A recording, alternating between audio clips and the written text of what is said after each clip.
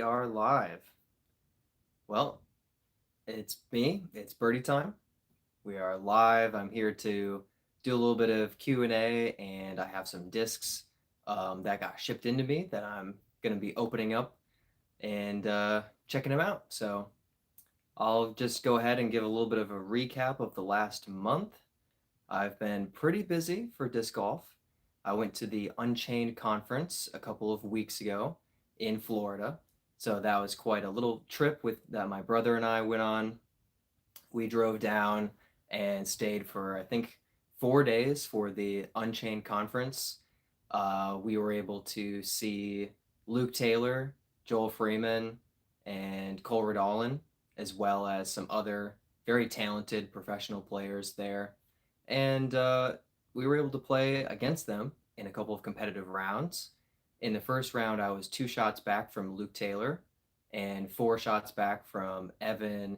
Great, now I'm going to get the wrong Evan. Evan Smith, I think, who was playing really well and ended up winning. And that was a pretty good round. I played a 998 rated round, so decent, not incredible, but I was pretty happy with that, pretty solid. And then we had a bunch of different competitive elements of the weekend. We had a triples round where they kind of spread out the uh, pros and the kind of MPO players and kind of split them up onto a triples team with some lower rated players and some kids and stuff like that. So I ended up playing with a couple of amateurs who were there to have a really great time. They were pretty good, honestly, but we mostly just had a blast together. We had a good time playing. But overall, it was a really fun conference. The Unchained Eagles Wings conference was a really cool thing. I'm glad that they put it on. Really enjoyed it and had a good time, and played some decent disc golf as well. The second tournament round didn't go so well for me. I had one of the lowest rounds of the last year, actually, so that was a bit of a bummer. But overall, it was a really cool weekend. A lot of fun. Now I'm back in Charlotte, back from Florida for the second time, and uh, Miguel says, "Oi, good to see you as well." And Thomas, hello, welcome, guys. Feel free to ask any questions if you're if you've got anything to ask. Feel free. I'm here to answer some questions, and then in a few minutes, I'll go ahead and open up my box of discs that got sent in to me. I'm pretty excited. As you can see, I need more discs. Hi, howdy. Do I live in England? I do not live in England. I live in North America, specifically Charlotte, North Carolina. Yes, I do not live in England. Good question. Do you live in England? Hello, Pizza Boy. Welcome. Welcome. Yeah, sorry, Thomas. Let's see. Hey, how are you? I'm doing pretty well. I'm doing well. Disc golf in Charlotte, North Carolina is fantastic. There are a ton of courses here. There are high level, high quality pro tour level courses to play. And then there are go, have fun, birdie almost every hole, really easy courses to play. And then there's everything in between. So as far as I've been able to do for filming and enjoying disc golf, Charlotte has been really, really great. Uh, Hi, Devin, and howdy, Steven. Thomas says I would donate, but I donated to another streamer. No problem. No problem. I'm actually still working on getting monetization for my channel. I am getting very close. So hopefully in the next month or two, I'll be kind of crossing that threshold. So you'd be a month early anyway. So no worries. I just played a tournament today. I did not play well. I played well below my rating.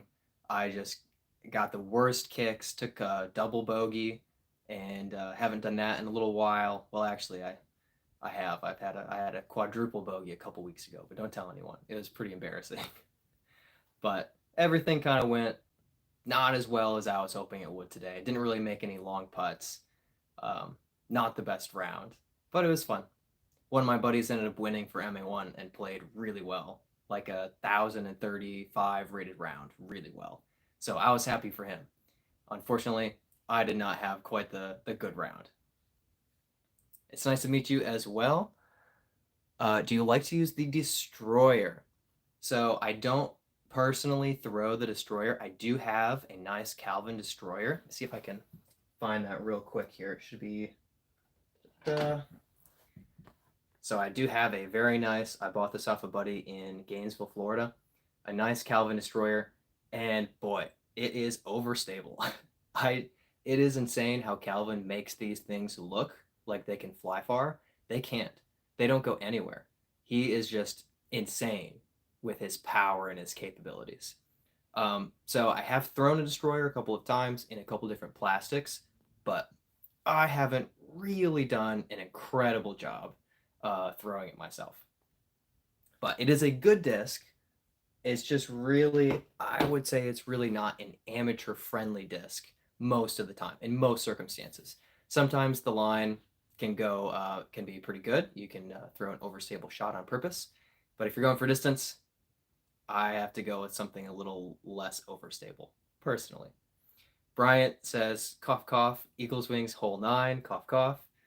Uh, let's just say one of us, between Bryant and me, threw OB twice and took an 8, and the other one of us was Bryant. So it was a bit of a rough hole. It was a tough one. All right. Yeah, good for him. Yeah, my buddy Brent just took down that win today. Played out of his mind. He played better than the MPO field. He was playing MA1. He won MA1 and played better than the MPO field. So really, he played a fantastic job and tied for the win. Steven, not all destroyers fly the same. That is absolutely true. The Calvin destroyer that I have, the Halo plastic, it's wildly overstable. Champion destroyer isn't going to be quite as overstable, so it'll fly better for lower arm speeds. As a whole, the destroyer will kind of just tend to be stable to overstable, but everybody throws a little bit differently. If you throw on Anheuser, it might be a great disc.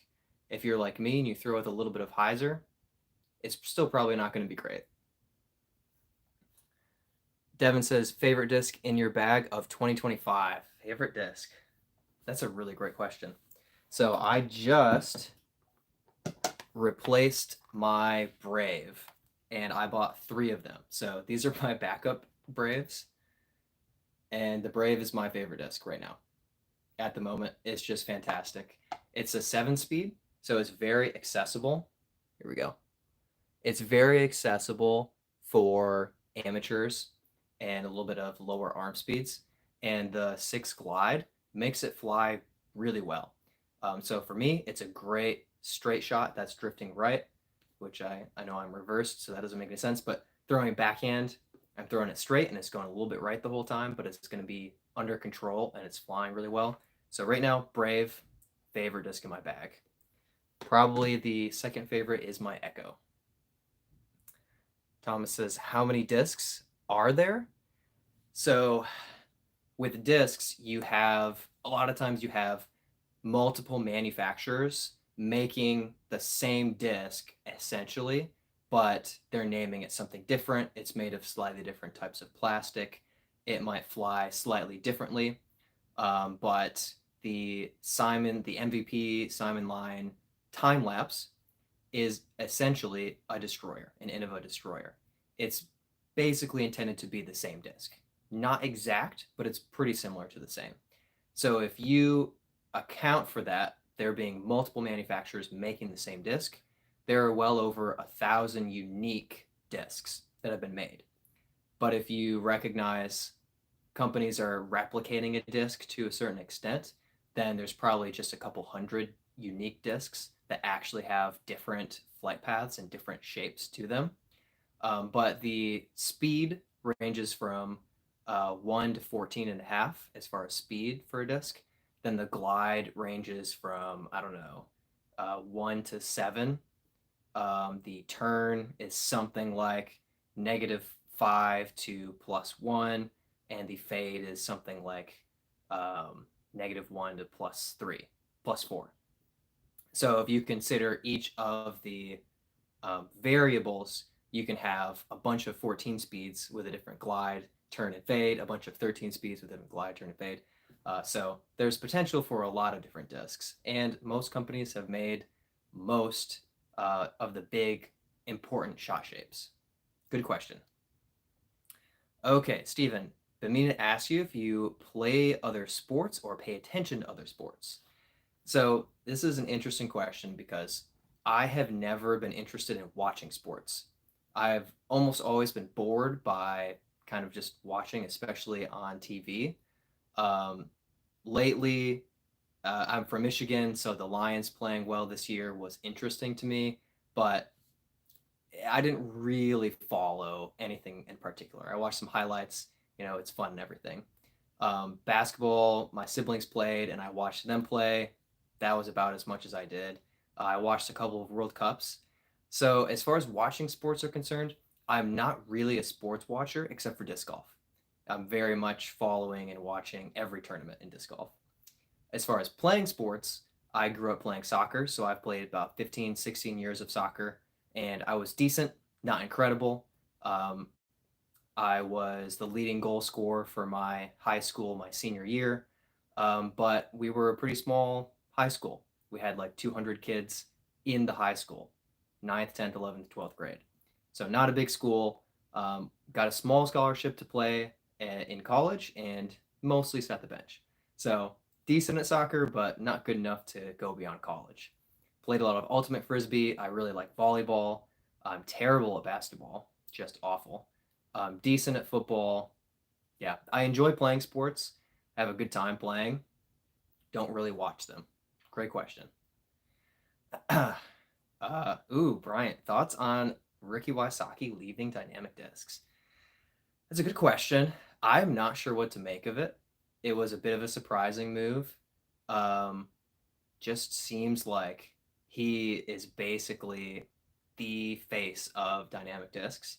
So yeah, it's going to be interesting going forward to see how Dynamic handles him stepping out and going his own way. I have no idea. Personally, I don't think that Dynamic has the best disc selection. I know people love several of their discs. They have some good discs for sure, but I don't think that they're the most fleshed out line of discs. Obviously, if you include Dynamic along with Latitude and the now that I'm blanking because it's important to remember it in the moment. I'm blanking on the third part of the house of discs, but with all of their options, together, they have pretty much every disc that you could want. But anyway, long story short, it's very interesting. It's a big move. It's a big change. Uh, Pizza Boy, what putter do you use? I use the Wardens for my putting, and I use the Prime Plastic, which is the cheapest, and they will get dents in them, but they last for a long time and they're cheap. So I like that. I have a stack of them. I just finished moving everything from Florida to Charlotte, so I have like a stack of 15 Wardens in my car that I practice with, and I like them. They work for me. Yep. Uh, Let me scroll back up. All right. Nathan says, love your content. Keep up the good work. Thank you. Thank you. I'm doing my best. I have some good videos coming soon and more kind of in the works that I'm working on. Well, I say good, but I assume they're going to be good. You guys will tell me if they're any good. But thank you. I appreciate the encouragement. It's been fun working on the channel, and it's getting close to monetization pretty soon. Pretty soon. Luke says, yo, what's up, Luke? Turbo Tappins. I still love that name. Says, what's up? What's up? West Side. Yes. Thank you, Steven. West Side, Latitude, and Dynamic. Yes. House of Discs. And Turbo also says West Side. Yes. Yes. I have West Side, a couple of West Side discs. Just slipped out of my mind. It happens. Bryant says, let's collaborate. Yes, please. That sounds like a lot of fun. Next time, I won't be leaving Charlotte and going to Florida when you're coming to Charlotte. We'll have actual overlap and we'll be able to play some together. Awesome. We'll keep on leaving comments and answering questions, but I'm going to be opening up this little box here. So I earned some credit with Disc Golf 978, which I was not familiar with them until I was in Charlotte. But I got this because I turned down cash prizes for the Charlotte Roar Open just a few weeks ago. And they said, well, you don't have to take cash. You can just take merch credit. And I said, yes, please. So if I can get through all of the tape here, go ahead and pop this open. All right, so I'm very excited for one of these discs in particular, but there's going to be a couple of sweet ones here. Let me kind of dig through and pick them out. All right, so I throw a Keystone, and it's been pretty like beaten up. I've been using it for a while, so I decided to get a couple of extra Keystones here. So these Keystones, they're a little bit understable putters, and I throw them. I don't putt with the Keystone into the change, but I'm throwing them for upshots. And they're a little bit, like I said, a little understable. 2, 5, -1, 1 for the flight path. And that's reverse for you, so you can't read it, but you'll be able to tell that it's a -1, 1. So when I'm throwing these, if I'm throwing them flat, they're just kind of drifting to the right. If I'm throwing with a little bit of hyzer, they'll kind of flip up and go straight. So I love the Keystone. And since I had free merchandise credit, I grabbed 3 of them so that I have some backups. All right, next. I thought this was pretty cool. I got this Praxis, an Erica Stinchcomb stamped Thought Space Praxis. And I don't know why, I just looked at the stamp and I said, I have to have this. So I grabbed this. I might make this a giveaway disc at some point. I'll think about it. But I just thought this was really sweet. And I love the color. I love the stamp. And so I grabbed this. Again, it was free. So I was like, heck yeah, I'm taking this. Absolutely. And oh man. Saint Pro Gold Orbit. Kirsten Tatar. Awesome stamp. She throws a disc insanely well, just unbelievably well. And the Saint Pro is a great disc. It's a little bit usable for amateurs, a little bit of a little less stable. So I snagged myself this. I think it just looks sweet. Like that stamp looks awesome to me. Then I got myself this Respecty. The Respecty is a Prodiscus, an overstable Prodiscus disc that has been a utility disc for me. I use it for like skip shots to get around corners. Well, I lost my Respecty, so I decided to just kind of replace it and see if this one flies the same. It is a different plastic, so it might be a little bit odd to get used to it, but it's a wonky disc. It's not quite like a tilt, but it's kind of the same idea of it's just going to be wildly overstable and dumped to the left, but with the rim, it's probably going to get a big like skip off the ground. So this is nice to kind of have this utility disc back. And the main disc that I was really going for, and it's going to be a little faint and hard to see it, but this is a Buzz with Link from The Legend of Zelda stamped with the Hylian shield. As soon as I saw this, I put this in the cart and I took a couple of other discs out of it because I said, I'm going to have this disc on my shelf. So I am very happy with this. It came out really nice. You can really tell if you've played Legend of Zelda, you can tell that this is Link immediately. And yeah, I'm very happy. And of course, it's a Buzz. So who doesn't want a Buzz with a cool stamp on it? I'm very happy about this. I'm just going to cover up my tournament trophy there real quick. All right. John says, what is your go-to driver? So at the moment, the Brave is my go-to fairway driver, and a lot of throws in Charlotte here in the woods. I'm not often throwing a higher speed driver, a really fast disc. So the 7-speed is usually good enough for me. So this is kind of like the driver that's my go-to at the moment. When I'm out in the open and I'm throwing for a little bit more distance, I have a couple of Enigmas. One is a little bit flippier, and one of them is more stable. And both of them I can throw over 350 feet. The Brave kind of tops out around 350 for me, maybe a little bit more. But with the distance drivers, it's just a little easier to throw it 370 without having to kind of work too hard to make that happen. So those are kind of my other go-to drivers. Thomas, welcome back from the dead and back to the chat. Bryant says, pretty soon to be lat on everything. One of my favorite FPL players. Yes, of course. Kristen Tatar got married, changed her last name to Lat, and so they're gonna have to make some changes to all of the Kristen Tatar discs. But those will come down the pipeline eventually and be shown on a bunch of stamps. But yeah, she's so dominant. She's so talented, and I mean, she throws far. She putts well. She's got every element of the game. She has the forehand. She has the backhand. Like, it's no surprise that she won Worlds. Yeah, Sweet Buzz. Yeah, it's. I'm very happy about it. Luke, is it a good idea to have a link on my link putter?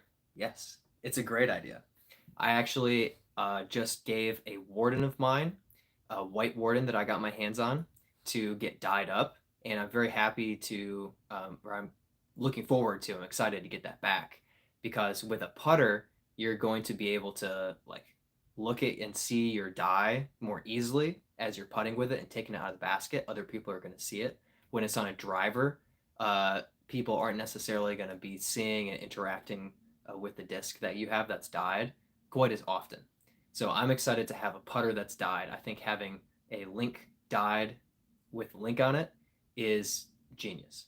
So highly recommend. Great idea. Do it. Turbo says, if you're in the Memphis area sometime, hit me up. I would love to if I find myself in that area. I don't have any specific plans to be traveling toward Memphis, but who knows? Certain tournaments are nearby, so maybe I'll be trying to make my way over at some point. Michelle says, wow, wow. Raven, have you ever thrown the sensei? Just a couple of times. One of my buddies putts with the sensei, and so I've kind of tossed it into the chains and thrown it maybe once or twice. Not enough to really have a strong opinion on it either way. I had a hard plastic, which I liked for putting with, so I didn't have any problems with it. Do you throw the sensei? Does it work for you, Raven? Because I'm guessing that you like it. So, have you thrown the yin and the yang? I've not thrown the yin and the yang.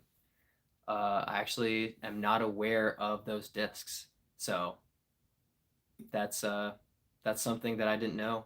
A yin and a yang. It makes sense that there'd be a yin and a yang. Are they Yakun discs that manufactures them? Who makes the yin and the yang?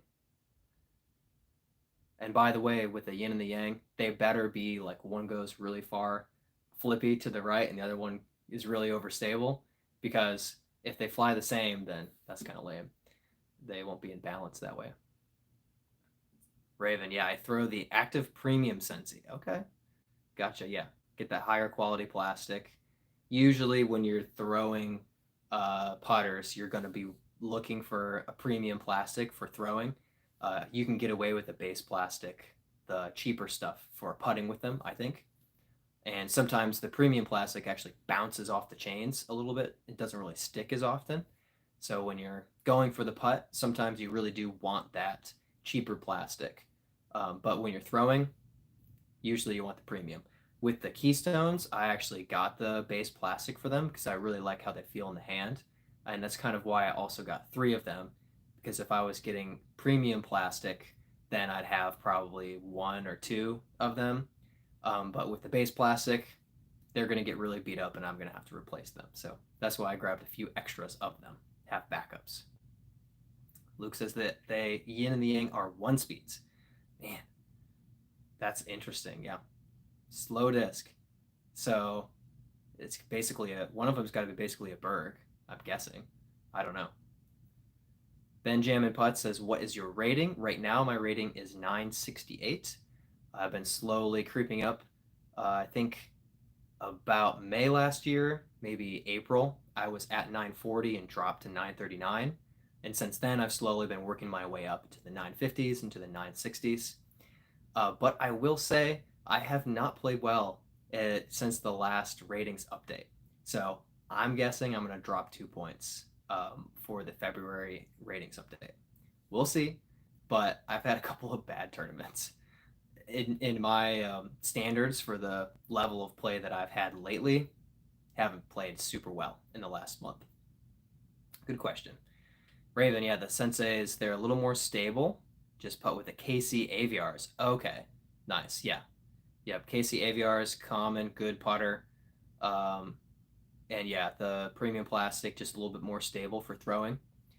It sounds a little bit similar. I had an Electron soft pixel that my buddy Blaze gave me, and the disc feels great and it's decent for putting. And I was throwing it, but it got beaten up really quickly. And then in the MVP Gyropalooza box, I got an Eclipse pixel, and it's just a little bit more stable, and it's a great throwing putter now. So it's been in the bag for the last couple of months, and I threw it a few times today. I got a good birdie with it today, just absolutely parked a hole with the pixel, and I have a pretty nice ace with it from a couple weeks ago. Not a super long hole, but like 220 feet. That was pretty fun. It's just got that extra little touch of stability, and sometimes when you're throwing, you want a little bit of that stable so that you can really rely on it. Andrew Peterson putts with the MVP Atom. I played in the Circuit Challenge. I think 2022 Circuit Challenge. They had the Echo as the mid range, which ended up turning into my favorite mid range, basically. And I have a bunch of Echoes. If you've seen my in the bag video, you saw me holding up just stacks of them.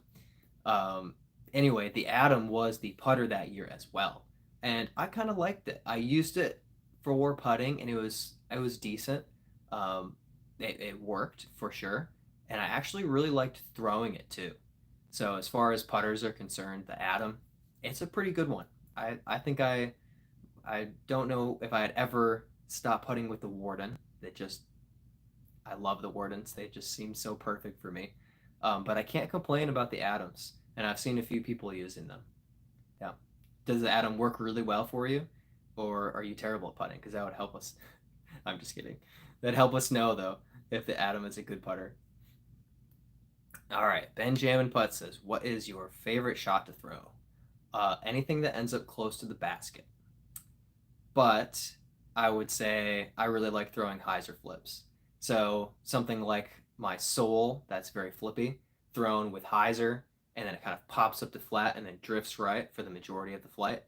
I got a pretty good birdie on a 290-foot hole today with my soul. It really kind of looked like a forehand hole, kind of a tunnel shot, and then the basket was off to the right. But I threw my soul to the left side with some hyzer, flipped it up over, and drifted it the whole way to the circle. And I wasn't the only birdie, but I was the closest on my card, and the other three guys threw forehands. So the soul turnover shot, maybe the brave with a little bit of hyzer and flipped up. That's a flight that I love to watch and I love to throw. Uh, Luke, have you thought about a different putter? Funny question because I filmed it. I haven't posted the video yet, but I got the Gyropalooza box and I hit a new course that I'd never played before. Sorry, I said Gyropalooza.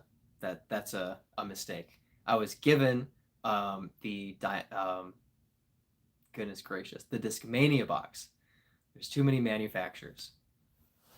Um, so the Discmania box, my buddy Blaze donated that to me so that I could do an unboxing video. It was a lot of fun. And then I hit a new course with all of those new discs. And for the first throws with those discs, I used them for my tee shots, for my up shots, for my putts. And strangely, the P2 worked incredibly well for me. And I think once I drop my video, hopefully this week, you guys will see why. I don't know how, I don't know why, but I really worked really well with that P2. And I hit some pretty nice putts that even for the amount of playing that I do and the amount of putts that I have, they were pretty good putts. So the P2, shockingly good putter for me. It was kind of like the Warden in my opinion, which is probably why I could use it. But that is the first time that I've used a putter other than the Warden and been like, wow, wow, good putter. Yeah. Devin asks, what do I think about the Captain's Raptor? I like the Captain's Raptor. It is reliable. The best thing about it is that it is reliably overstable. So you're never going to throw a Captain's Raptor and think, oh no, it's turning over and it's not coming back. It's never going to happen. You're going to throw it and it's going to fade.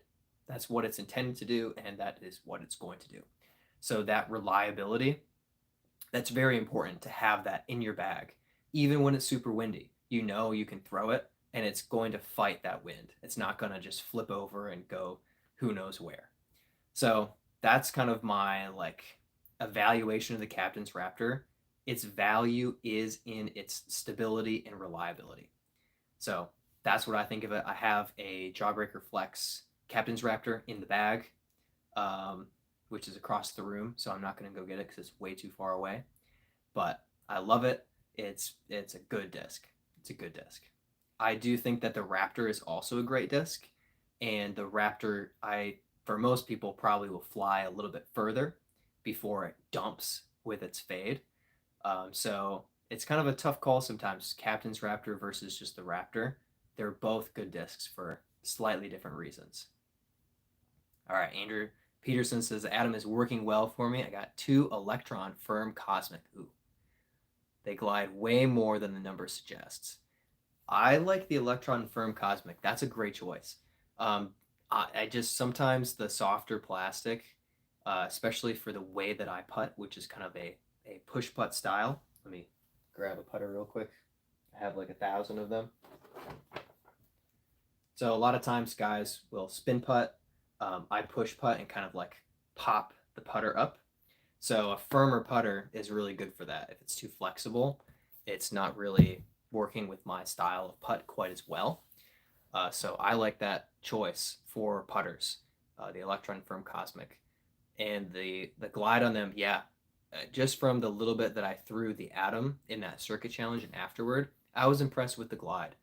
And so I bet on the putting green that works pretty well for it too. It doesn't just drop out of the sky, but kind of has that glide. All right. Kelly asks, what tournament are you most looking forward to in 2025? Ooh, that's a good question. If I can afford it, I'm very, very excited to play in Amateur Worlds this year.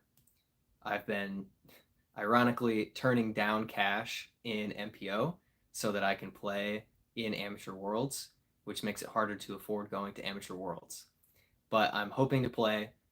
If I'm not able to play, I'm almost certainly going to play in US Amateurs, which is the other amateur major, and that is at the Toboggan course where DGLO is in Michigan, and that course is it's a monster. It's an awesome course. It's a tough course. It's just up and down ski slopes like snowboarding toboggan slopes. It's a brutal course, but I'm very much looking forward to testing myself against the course. And yes, I will come up short, but it will be a fun experience. So I'm looking forward to that.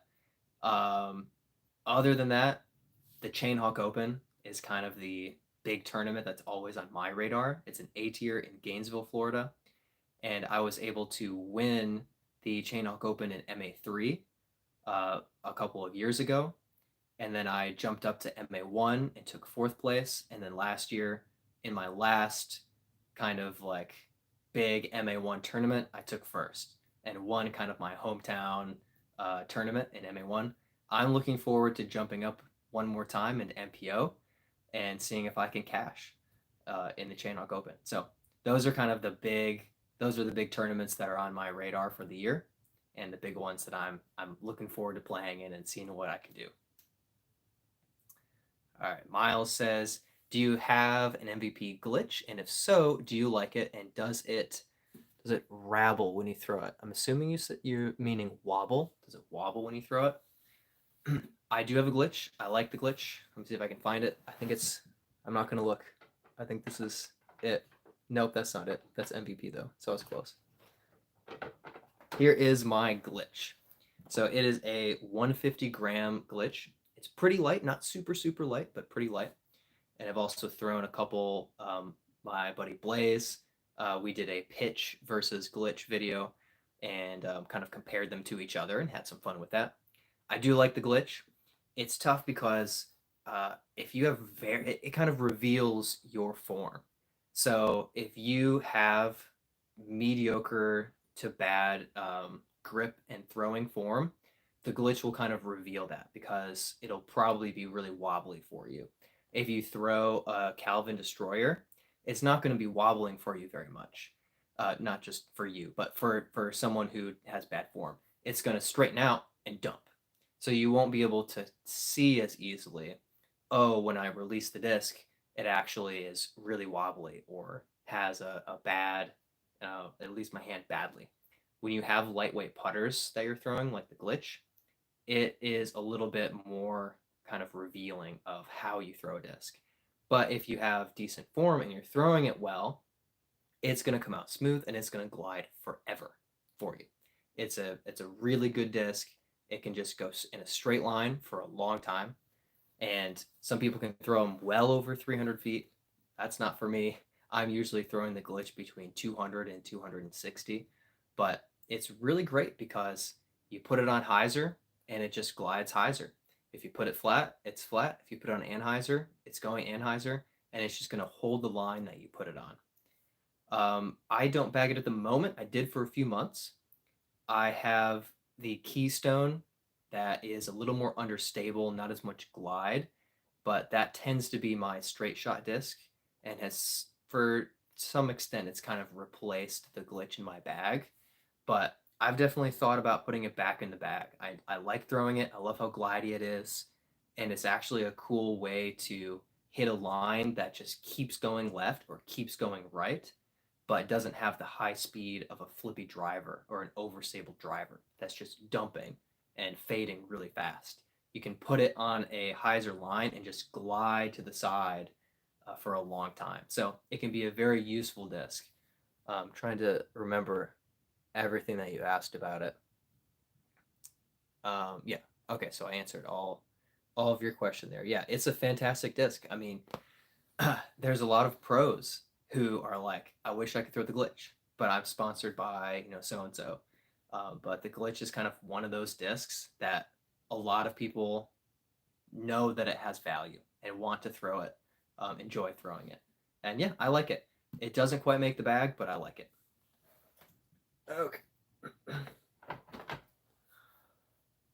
Jack Bing, what's your thoughts on the big time disc golf players such as Climo or Stokely starting a disc company? That's a good question. I haven't really thought too much about it. I think ultimately it's probably a good thing that just more options, more variability. Maybe they'll discover a better plastic. Maybe they'll discover a better flight path. Um, I think it's a benefit to innovation to have more competition. I don't think they're very likely to compete compete with the biggest brands. I think the big brands are totally fine with them making their discs because they're not going to be eating into their profits a whole lot. But with their unique lines, people are going to be interested and give them a try. So I don't know. I think it's cool, and I don't know if Climo is specifically manufactured by Discraft or who's putting his discs on the assembly line, not actually an assembly line. Whoever is putting the injection molding into the discs for him, I'm not sure. But if that's the case, then Discraft really doesn't mind. They're going to be doing just fine with them. Andrew Peterson, I'm absolute sucker for cool stamps. My favorite is the "You Shall Not Pass" stamp. That is super cool. That's awesome. I mean, this might be my new favorite stamp. Just obviously just opened it a few minutes ago, but Link with the Hylian shield and the Master Sword. Probably the coolest stamp that I have. It's hard because it's new. I got it a few minutes ago, but it's hard to beat Link. He's so cool.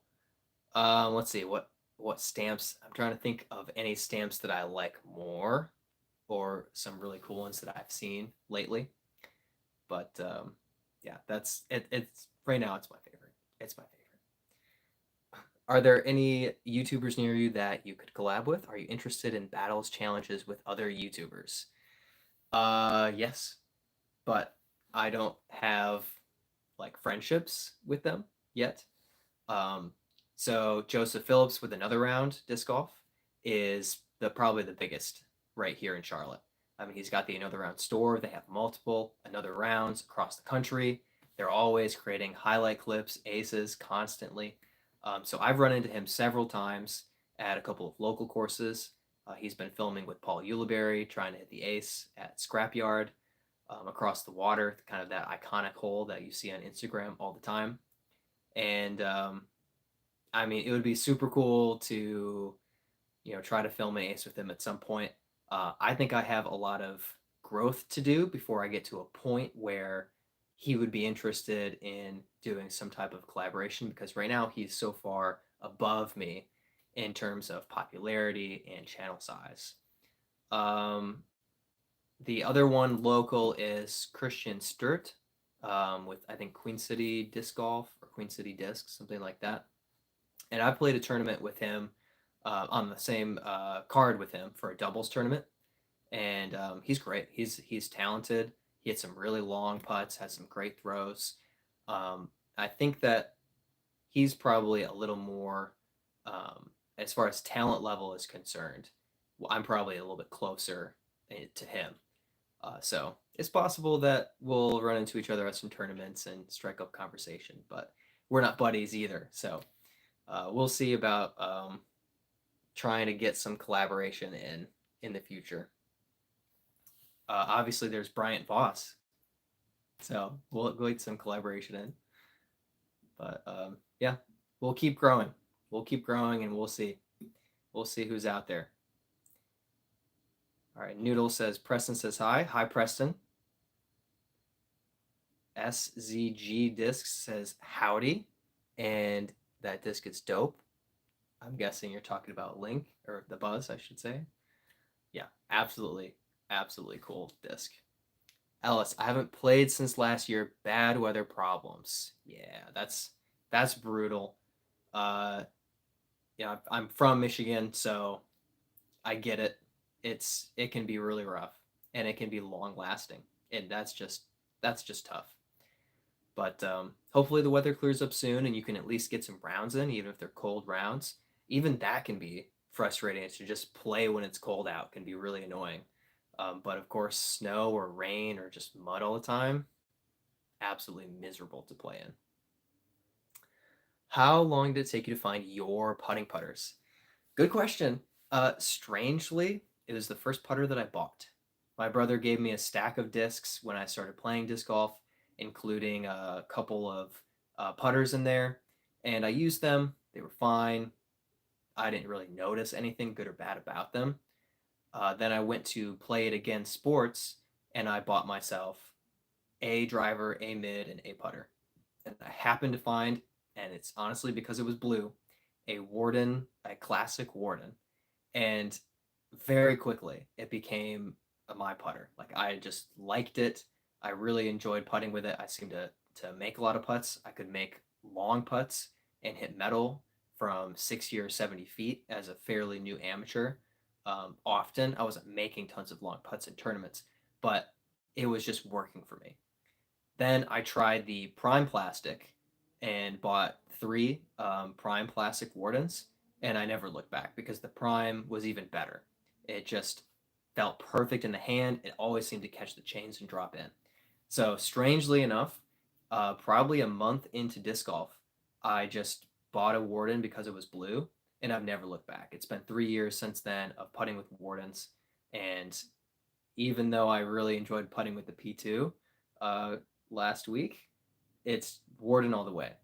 But yeah, I found them quickly. Uh, Interesting. Also, I can't tell you how many people, at least at this point, a dozen people, I show them my Wardens and they say, "Oh, I used to putt with Wardens." And then they'll tell me what they putt with. I mean, at least a dozen times. Most of the time in a tournament, people are telling me basically, "Yeah, Wardens were fine, but then I found a good putter." uh, I don't know if I'll become that person eventually, but for now, still, it's a Warden for me. I love them. They're great. Good question. Good question. Ellis, have you tried any Thought Space athletic discs? Not really. The Mind Bender, I think I threw once or twice. Um, that's really all that I can think of that I've gotten my hands on. I just got and I already forgot what it's called, but this Praxis. Tough to say if I'm gonna throw this. I got this for the stamp, not for the function of the disc.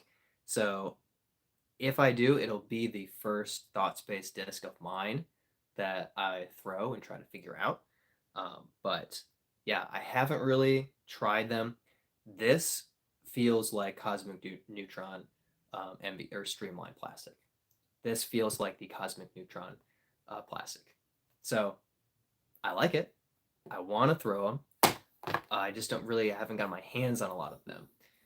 So Thought Space, don't have experience with them, but they seem to be high quality plastic, and a lot of people swear by the Mindbender. Todd's Disc Golf, I got my son a Warden with a Hyrule Shield stamp, and he loves it. Heck yeah.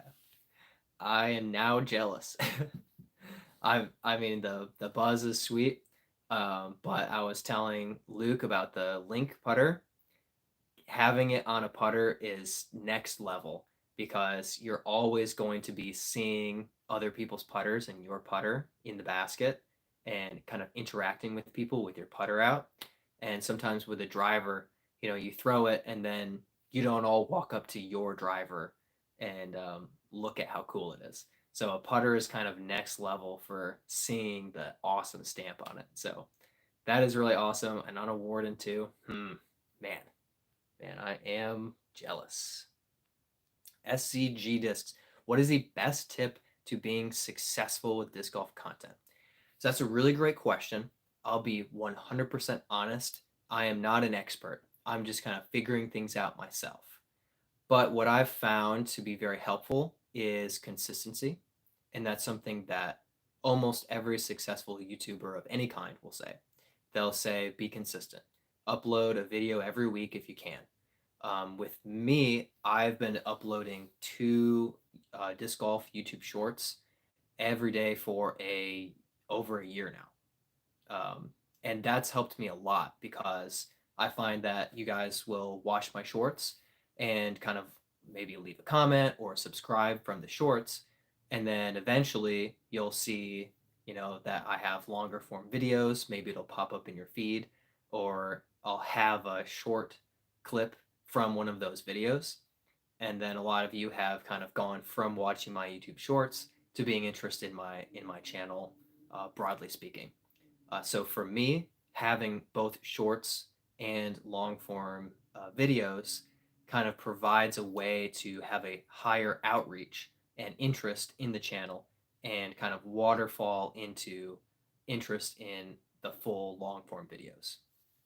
That's been what has happened for me. Um, is it how to be successful? I'm not sure, but that consistency is important. That way, people see your content all the time, and it's surprising online how far your content can reach. My brother and I just went to a tournament in Georgia. We drove to and from in the same day, so 4.5 hours there, 4.5 back, and played the tournament. It was a fundraiser with Alden Harris and Isaac Robinson playing. Super cool experience. My brother took third behind only Isaac and Alden, and at one point was in the outright lead through I think hole 14. He was winning by one, and then he took a bogey, finished in third place. Really, really cool. Anyway, that was a long story to say. I was at this tournament in Georgia, and I've only played one tournament in Georgia a year ago. And I'm in the parking lot, and a guy and his son walk up and say, "Hey, we see your videos. Uh, we watch your content on YouTube." And I was like, "Oh, that's great, awesome." Ended up playing on the card with the dad and had a blast just hanging out with him. But it's surprising how widespread things can go on YouTube. And I had somebody recognize me at a random unsanctioned fundraiser tournament in Georgia that I drove 4.5 hours to. So it's really kind of a cool thing. So yeah, I don't want to keep on giving my thoughts on content creation, but I think that consistency is very important. And the other big thing is decide how you want to present your content. You kind of have to know, you have to figure out, am I making content showing that I'm really good at disc golf? Am I making content that's really funny? Am I going to focus on hanging out with buddies and having a great time? Maybe it's sometimes it's funny, maybe sometimes it's just the cool vibes. You've got to kind of land a little bit in your personal niche to communicate yourself online in a way that's compelling to an audience. Uh, I'm a good disc golfer, I would say. So some of my content is me having a great putt or acing or having a great throw and taking a good birdie. But if I made my content only off of how good I am, there would be a hard limit as to how far I'd be able to go on YouTube because the Pro Tour is way above me. It's way better than me. So people would first watch the Pro Tour videos and the pros posting their own content before they would ever watch something of mine if it was based only on my talent. So I think you probably want to have a little bit more than just talent um, in your personality. But anyway, enough blathering about um, the the way that I've put my channel together. Todd says, "I'm really glad you're in the area with him. Can't wait till you guys are finally played together." Yeah. Um, who specifically is that? Was that um, another round or Kristen Stewart? Question mark. I'm a little behind on the chat. Yeah, Bryant, let's go. Appreciate the shout out, my buddy Jeff and I versus you and your brother Jacob.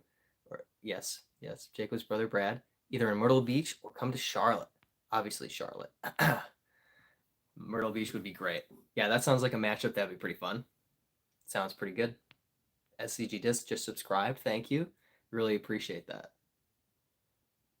Andrew Peterson, open field or tightly wooded course? What's your preference? Ooh, I lean toward wooded. I don't have max distance. Um, there are just a lot of people that I compete with throw quite a bit further than me. Often I find that I can keep up with them or beat them in courses that are not wide open, especially in heavily wooded courses. If I'm having a good day and very accurate off the tee, then I'm going to be scoring pretty well. So I'll lean towards wooded courses.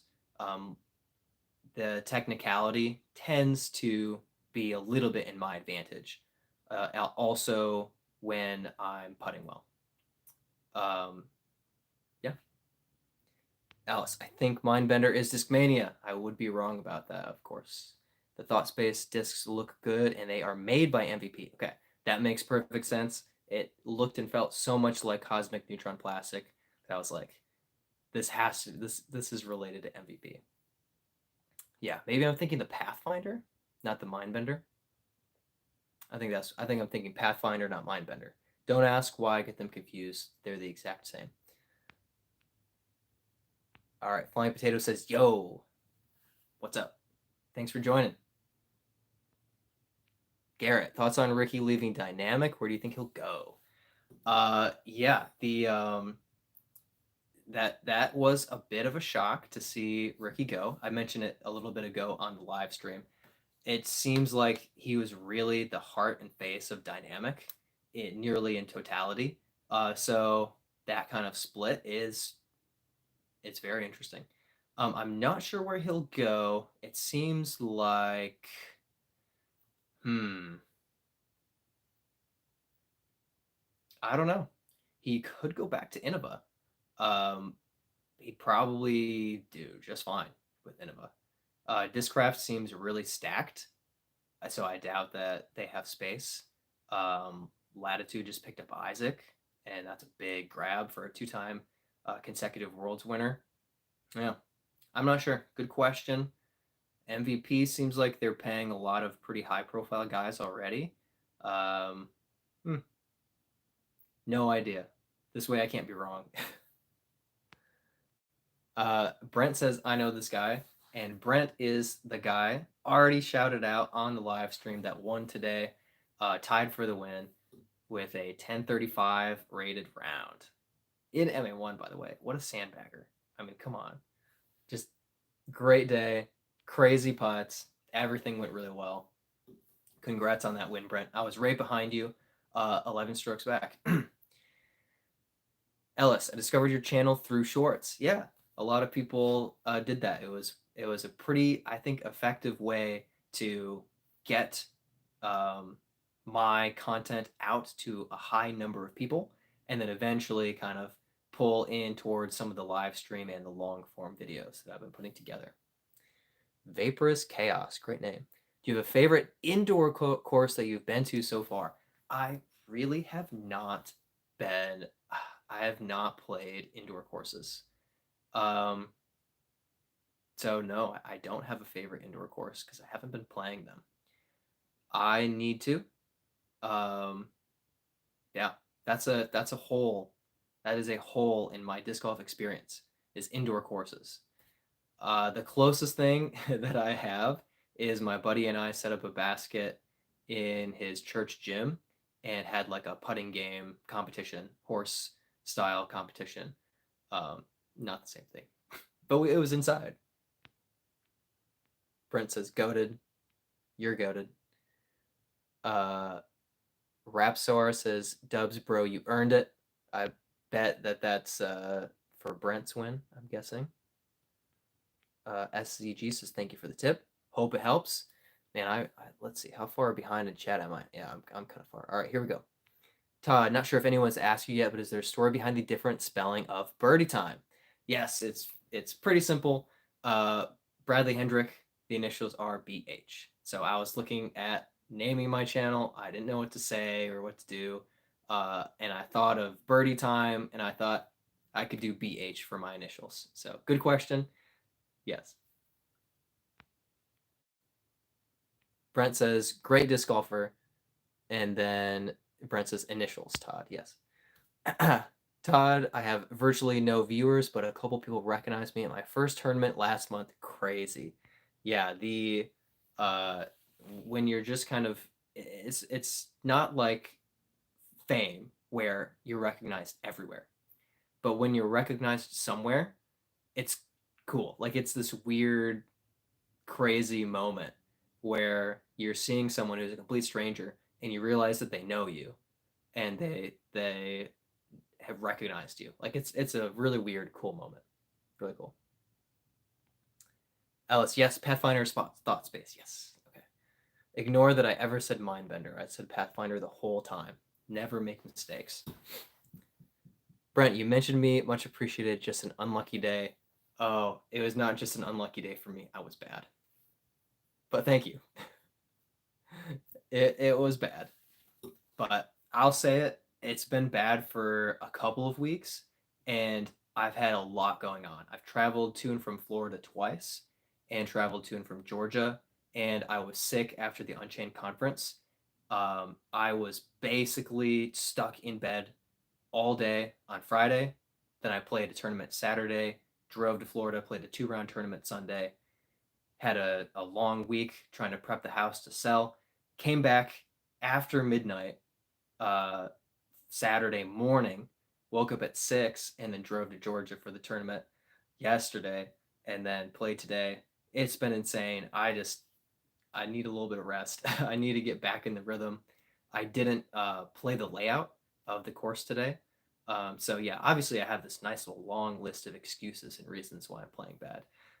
But it hasn't been my best disc golf. Um, it happens. It's fine.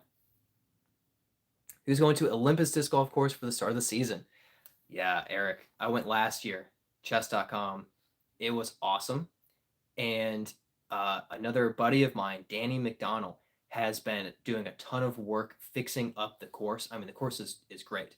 He's been fixing up the pathways and steps and stairs and really kind of counteracting all of the mud and rough slopes as far as transversing the course. So if you went last year or if you heard about it, the weather was really rough on the course for getting around. They have done a ton of work to make that a lot better. So the experience of spectating at Olympus, it's pretty good. You can kind of squat by hole 18 and watch the pros throw down the massive mountain and then rip it back um, up the quarry wall, up to the top, excuse me, by 18's basket. And while you're bored, you can turn around. I don't know what hole it is, maybe 10, and watch pros throw down and then throw the opposite direction. So it's a really cool experience. It was my second pro tour event that I watched after Pro Tour Championship that I watched the previous year, and it was pretty next level. It was really great. So Olympus, it's a good tournament to watch. Garrett, would you ever do a one disc challenge? If so, what would you use? Yeah, as far as participating in fun challenges, I love them. I did the MVP space race where we got a paradox and an envy, I think. And it was just a blast. Like unsanctioned fun. There was a little putter course ace race that I did in Gainesville, and it was great. Like I made a ton of like circle two putts and won like $70 or something like that because uh, it was cold and wet and I was putting well. Fun little stuff like that. They're always just enjoyable. I also did now I forgot the name of the disc, an armadillo one disc challenge. So if I were to do one disc challenge, what would I use? Probably an echo. I could throw an echo on hyzer.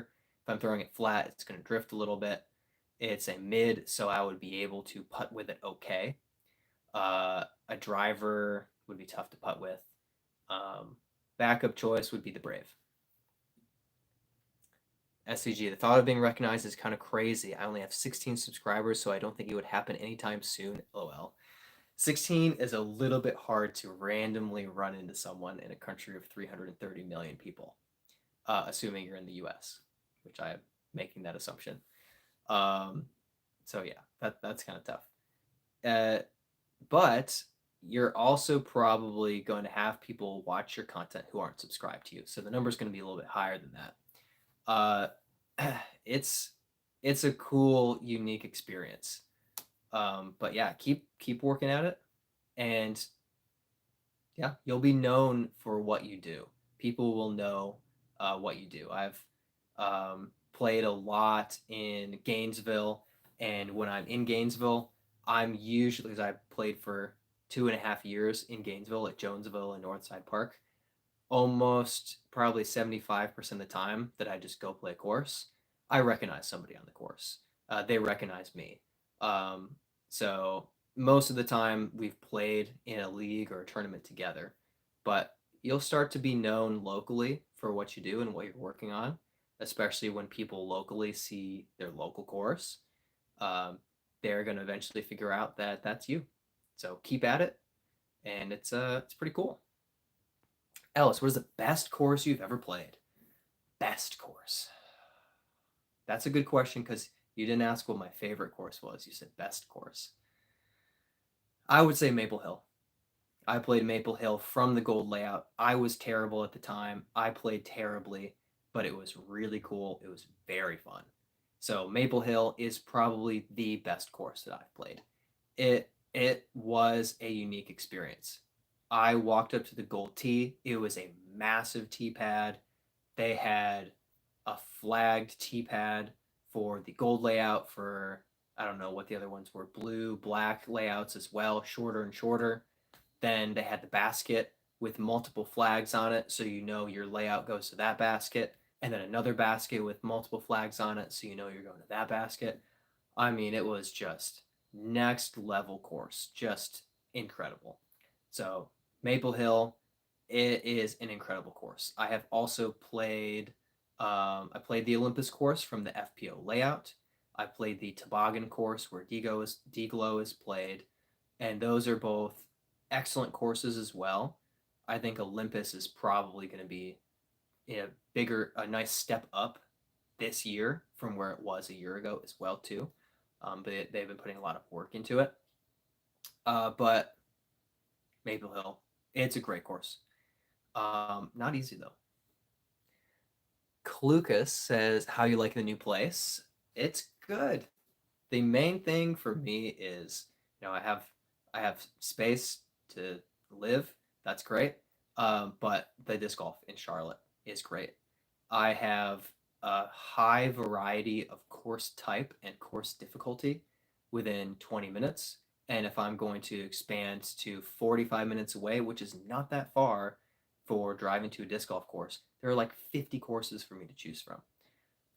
Nevin and Hornets Nest are next level Pro Tour type courses that really are challenging. They require good shot shaping and good power.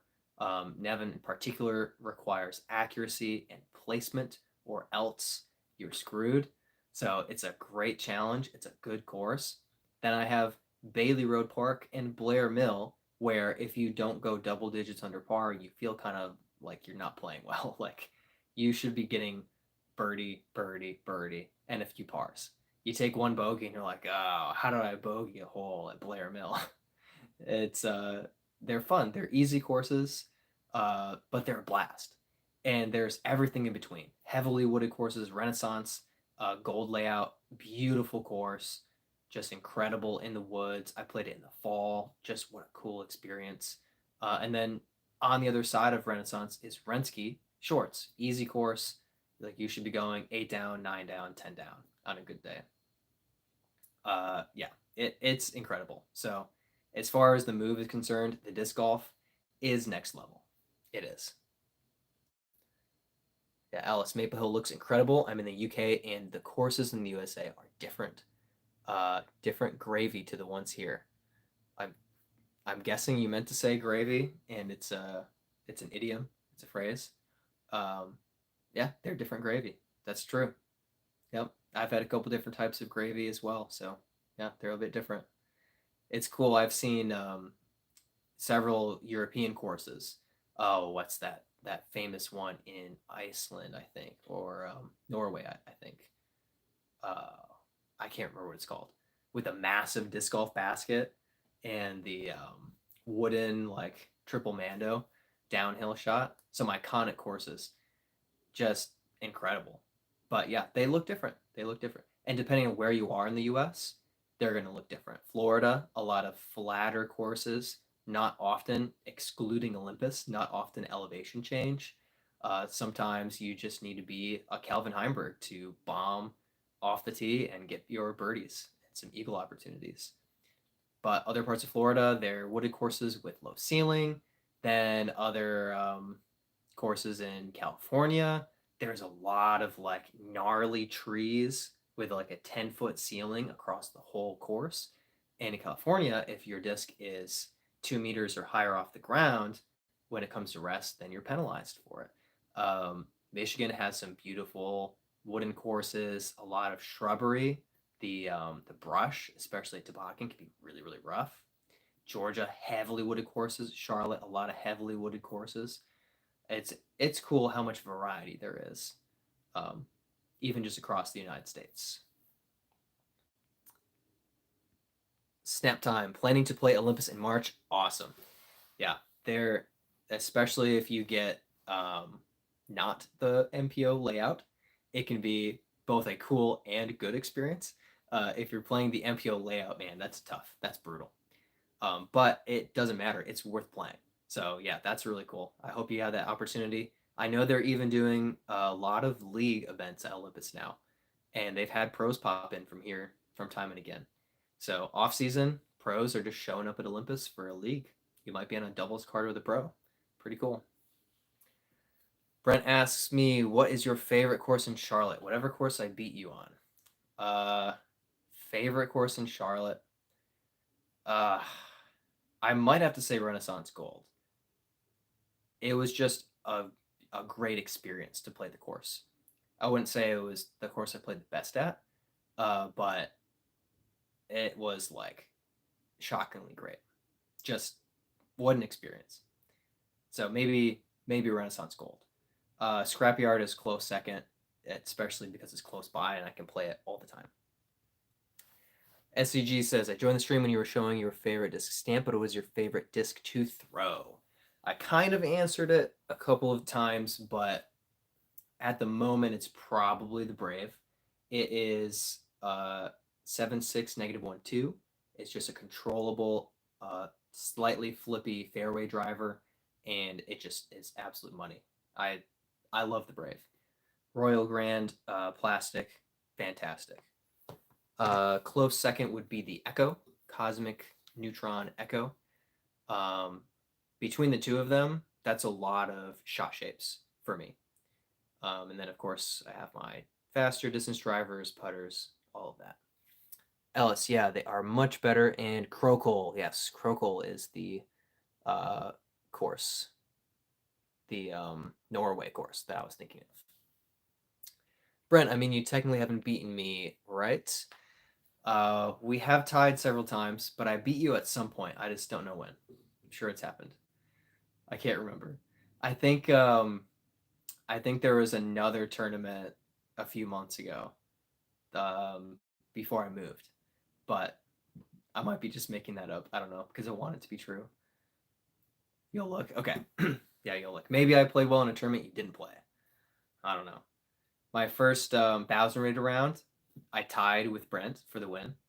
And then twice since then, we tied.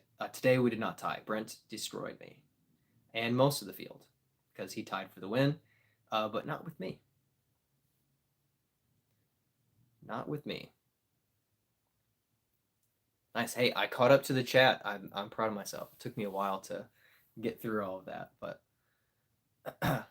well, I'll keep going for a little bit longer. But we've gone a bit over an hour here, so I'm getting a little tired. I'm a little old, so I'll take a break soon. I have a question for you guys.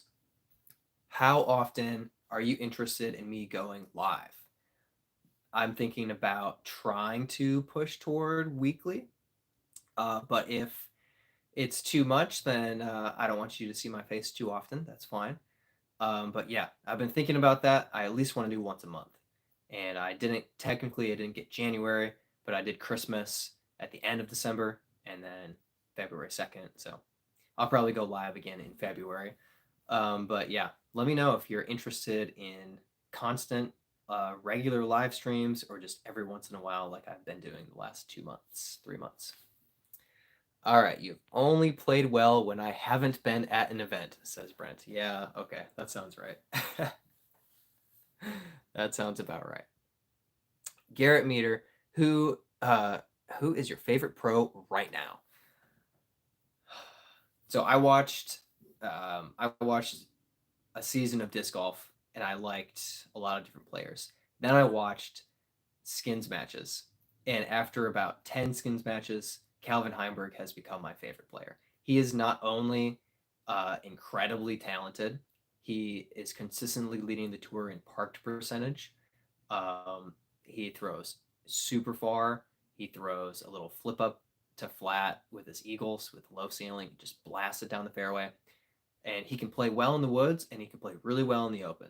So Calvin, he's got it all, but he's funny. He is really, really funny. If you've watched if you have a skins match with Calvin and Kevin Jones, it's gonna be great. It's gonna be a blast. They are hilarious, and Calvin is just like so quippy, sarcastic. Calvin's my favorite pro right now. I'm a big fan of Isaac Robinson. Oh, I do. All right, I'm gonna slip off camera and actually, I'll be right back.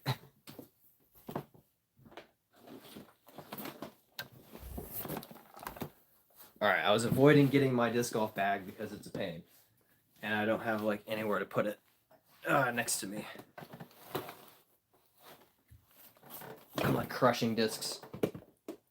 It's like ankle high discs everywhere. Just got Isaac to sign my Brave that's in the bag right now, Mr. Two-time world champ. Isaac's really up there. He's one of the most friendly, genuine people that you'll ever talk to.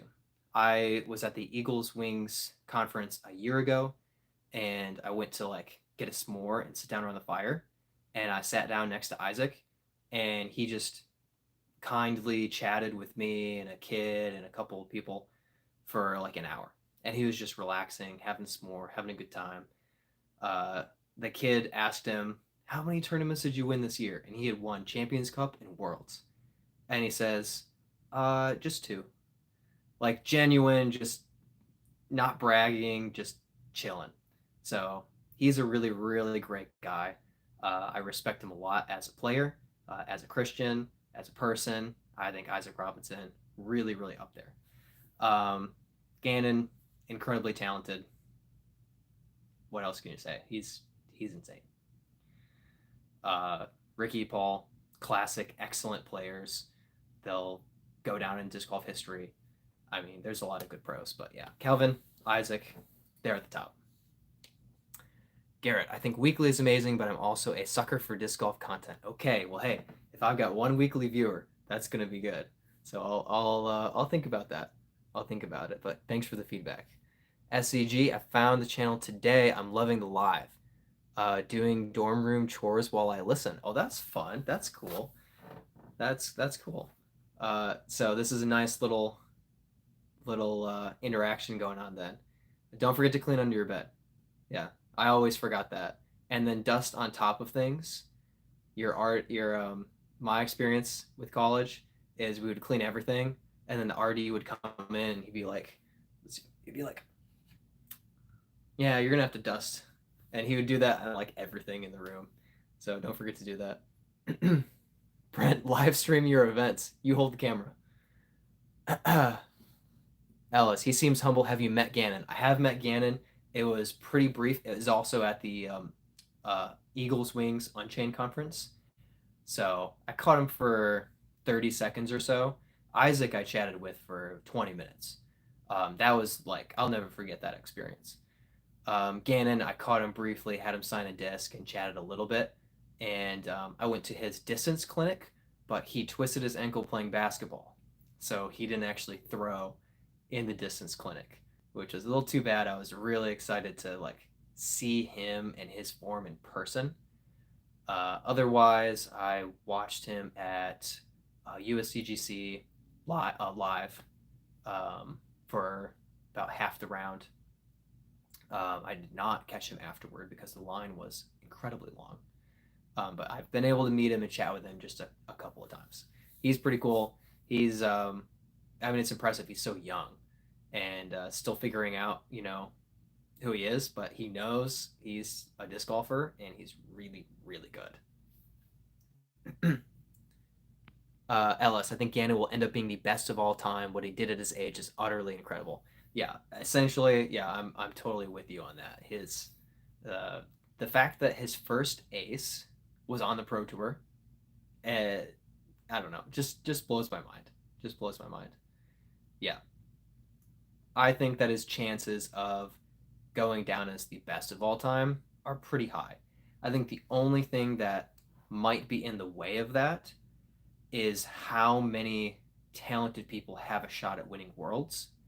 And right now with disc golf, winning worlds is kind of synonymous with being the greatest. If you're not winning worlds, you're not seen as the greatest. But in my opinion, the person who wins worlds is beating 40 other people who could win worlds. And I think in the past, it was 30, 20, 15, 10 people who could win worlds. Now I think that number of capable players who might pop off, it's five rounds, but over the course of a weekend and take it down is higher. It makes it much more impressive that Isaac did it 2 years in a row.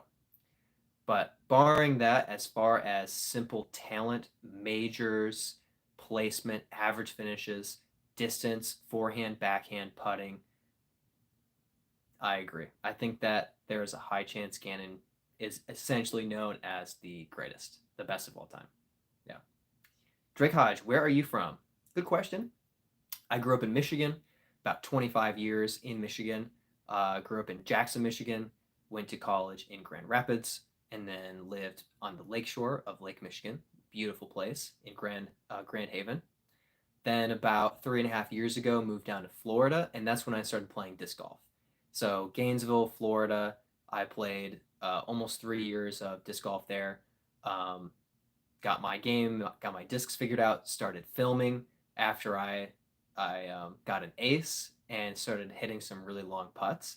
I was like, oh, I should try to record some of this because who knows, like it's if you do something cool as an amateur and you get it on camera, people might be interested in watching it. So I started filming and I started catching decent, good, fun moments on camera. And I haven't looked back. I've been filming ever since and putting videos together. I've branched out into disc reviews, um, just playing courses and posting that content. I'm working on some scripts for putting videos. Those will be, I know I've been promising that for months for anyone who's been watching my content. I've mentioned it in the comments. I'm like, oh, I'm putting together a putting video. It's going to happen. It's going to happen, I promise. But anyway, I just moved to Charlotte, North Carolina just over a month ago. So still a very new move, but my disc golf experience has been excellent. Has been excellent. So good question, Drake. Drake, where are you from? Ella says, yes, that would be cool seeing the pros throw in person. It is. It really is. Um, it's a little hard to describe because in some sense it's like you meet the pros and you're like, oh, he's just a regular guy. And it's true. And a lot of the pros are very down to earth people, kind, normal people.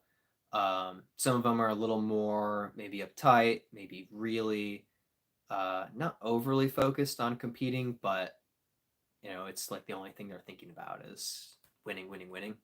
And obviously they want to focus on winning. That's totally legit.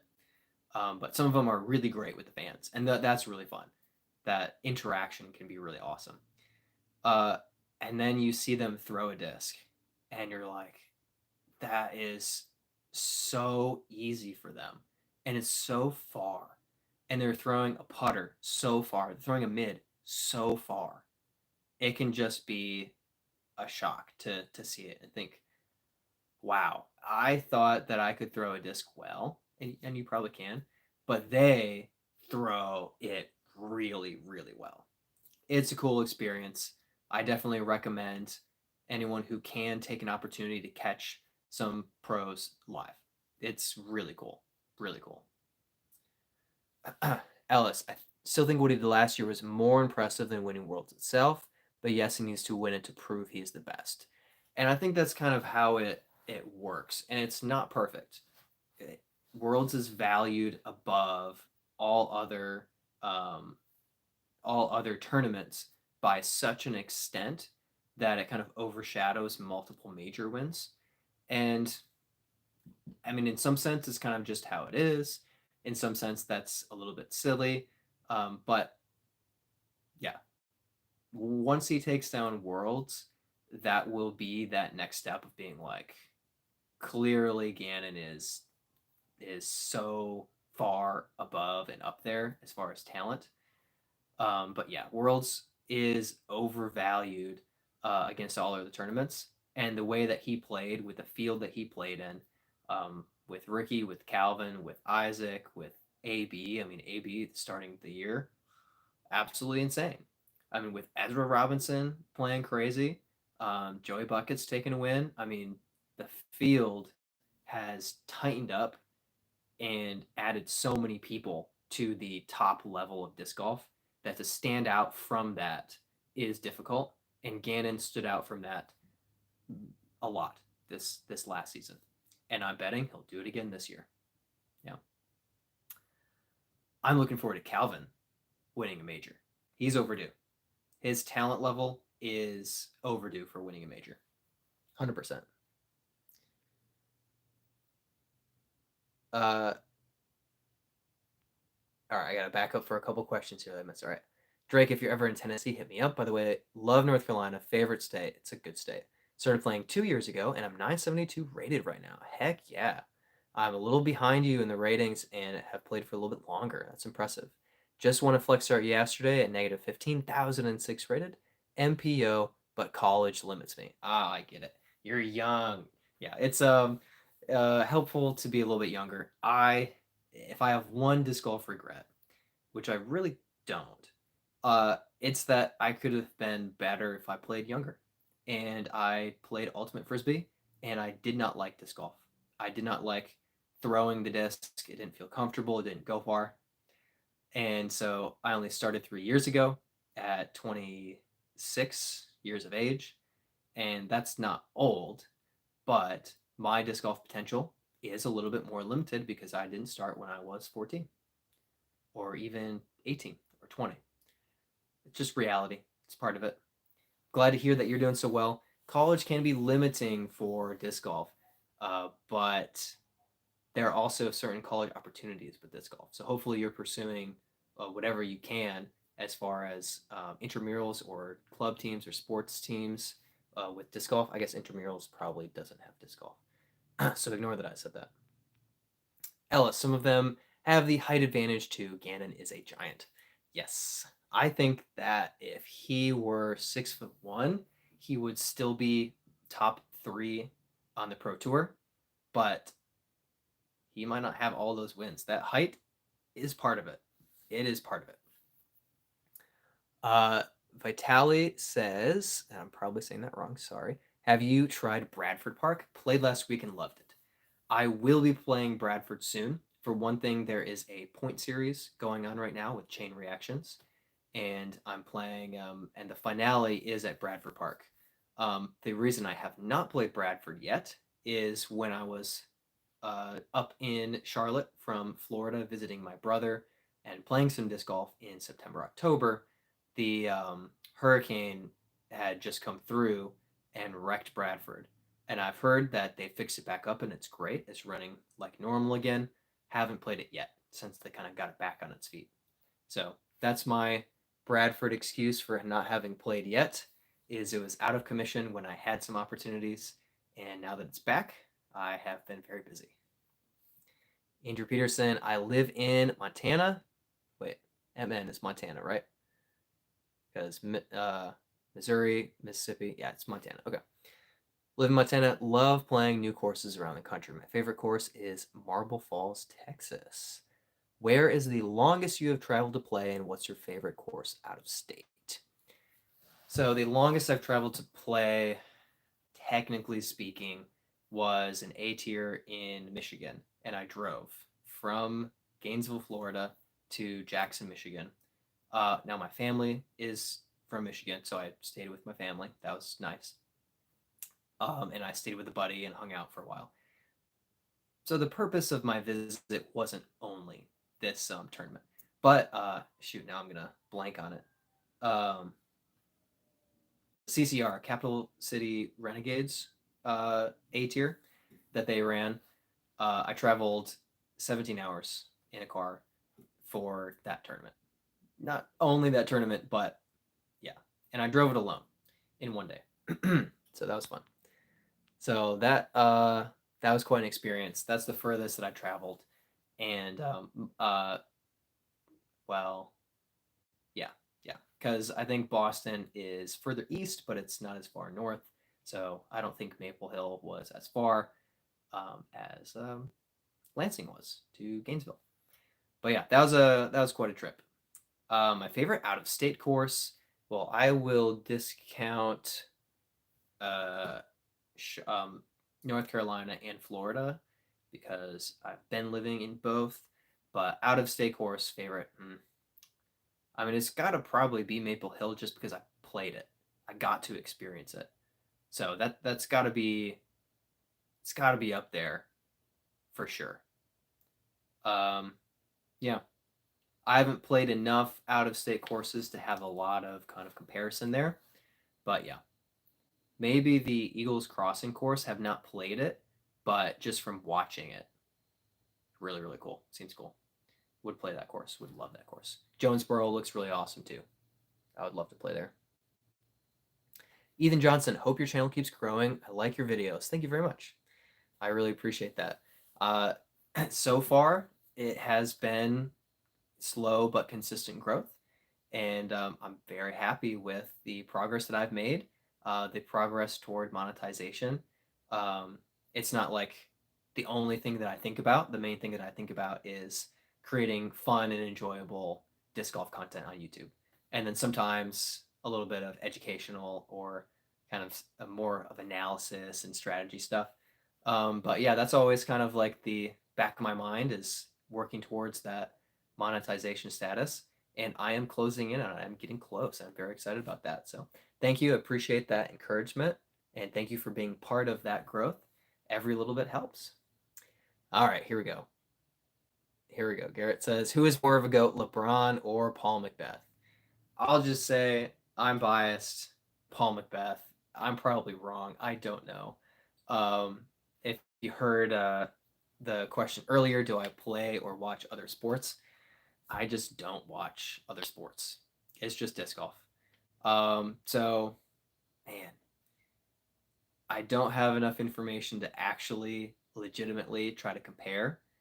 Uh, and basketball is just so much more, has more history and depth to it as far as number of teams and insanely talented players compared to disc golf.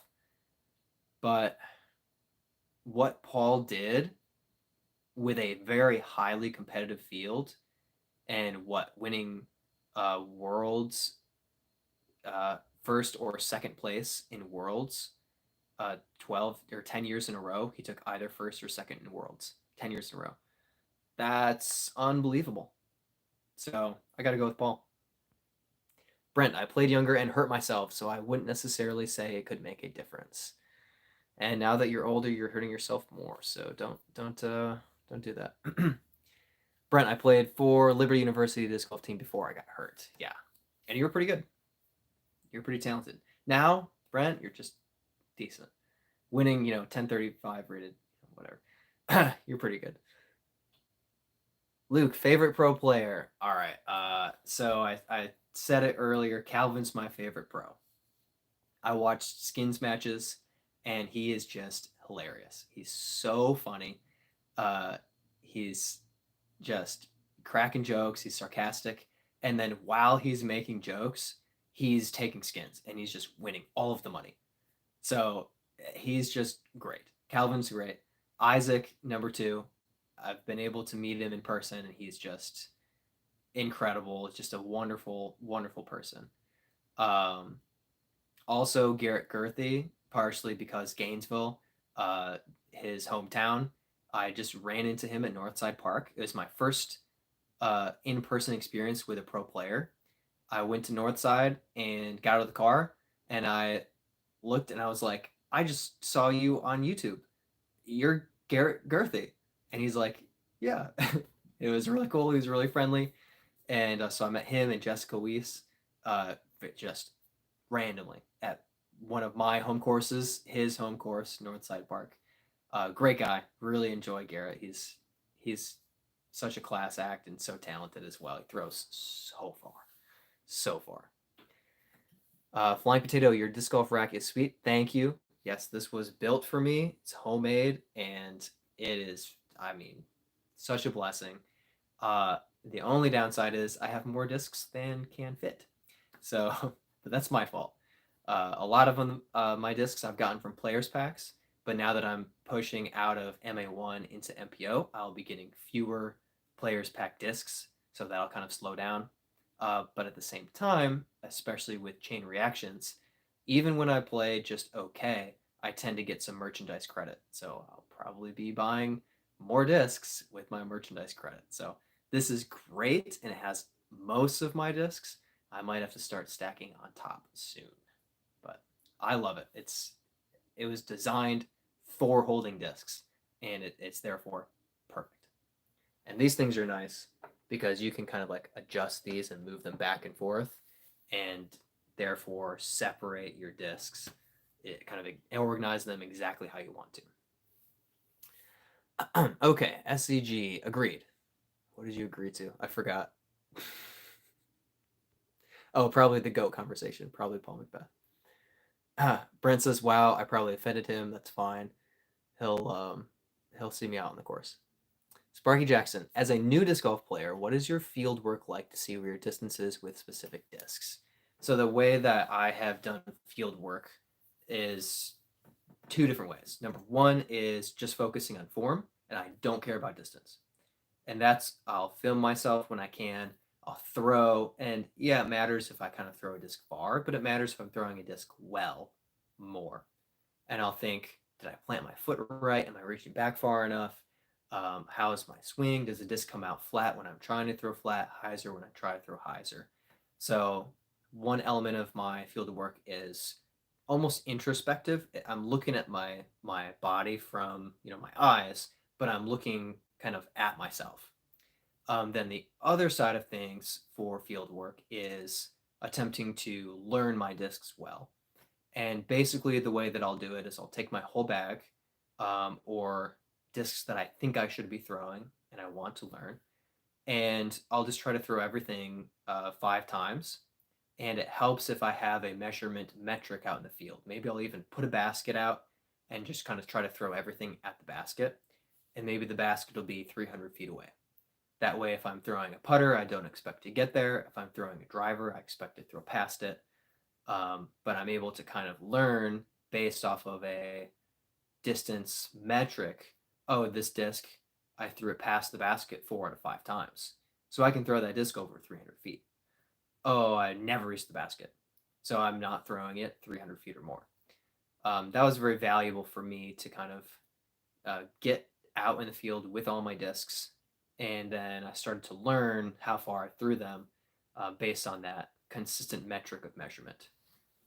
The best way is expensive, and it's figure out what your go-to mid-range is for a shot shape and buy 10 of them and then go throw all 10 times, 15 times. And then you'll start to see, oh, this one flips up a tiny bit more. This one, straight as an arrow. This one, oh, touch of stability. This one flips up and drifts a little bit, doesn't come back. This one drifts, but it comes back. And that's the way that the pros do it. Uh, that's not the way that I do it, because as many discs as you see here, I do not stack a disc that I'm going to throw. I don't stack 10 of them and go learn all 10 and then back 3 of them. That's next level. The closest is my Echoes, because I have like 10 of them, but they're different plastics. But yeah, eventually, if you're throwing everything enough, you're going to really start learning what each disc does. Yeah, but yeah, I recommend putting like ranging something at 300 feet or putting a basket at 300 feet out, and you can measure everything up against it. SCG, I was agreeing to the disc golf rack being sweet, but also Paul's the go. Okay, so I was off on what you're referring to, but yeah, Paul. I mean, as a disc golfer, like you can't look at another sport and be like, that guy's more of a goat than Paul Macbeth. It's hard to do that. Sparky says, okay, cool. Yeah, hopefully that helps. Um, the fact that you're doing field work is good. And the more that you're just throwing a disc and off of a course, you're able to throw the disc and watch the disc fly and recognize, oh, that's what it does. When you're throwing it in the woods and you're hitting a tree, you don't get to see the whole flight of the disc.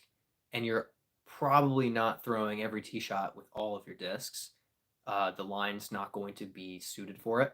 So playing around is often more enjoyable for most people, but you don't get to throw each disc and watch each disc fly and say, oh, that's how it flies. Oh, that's how it flies for you. When you're doing field work, you can do that. So that's the benefit. So keep up the field work.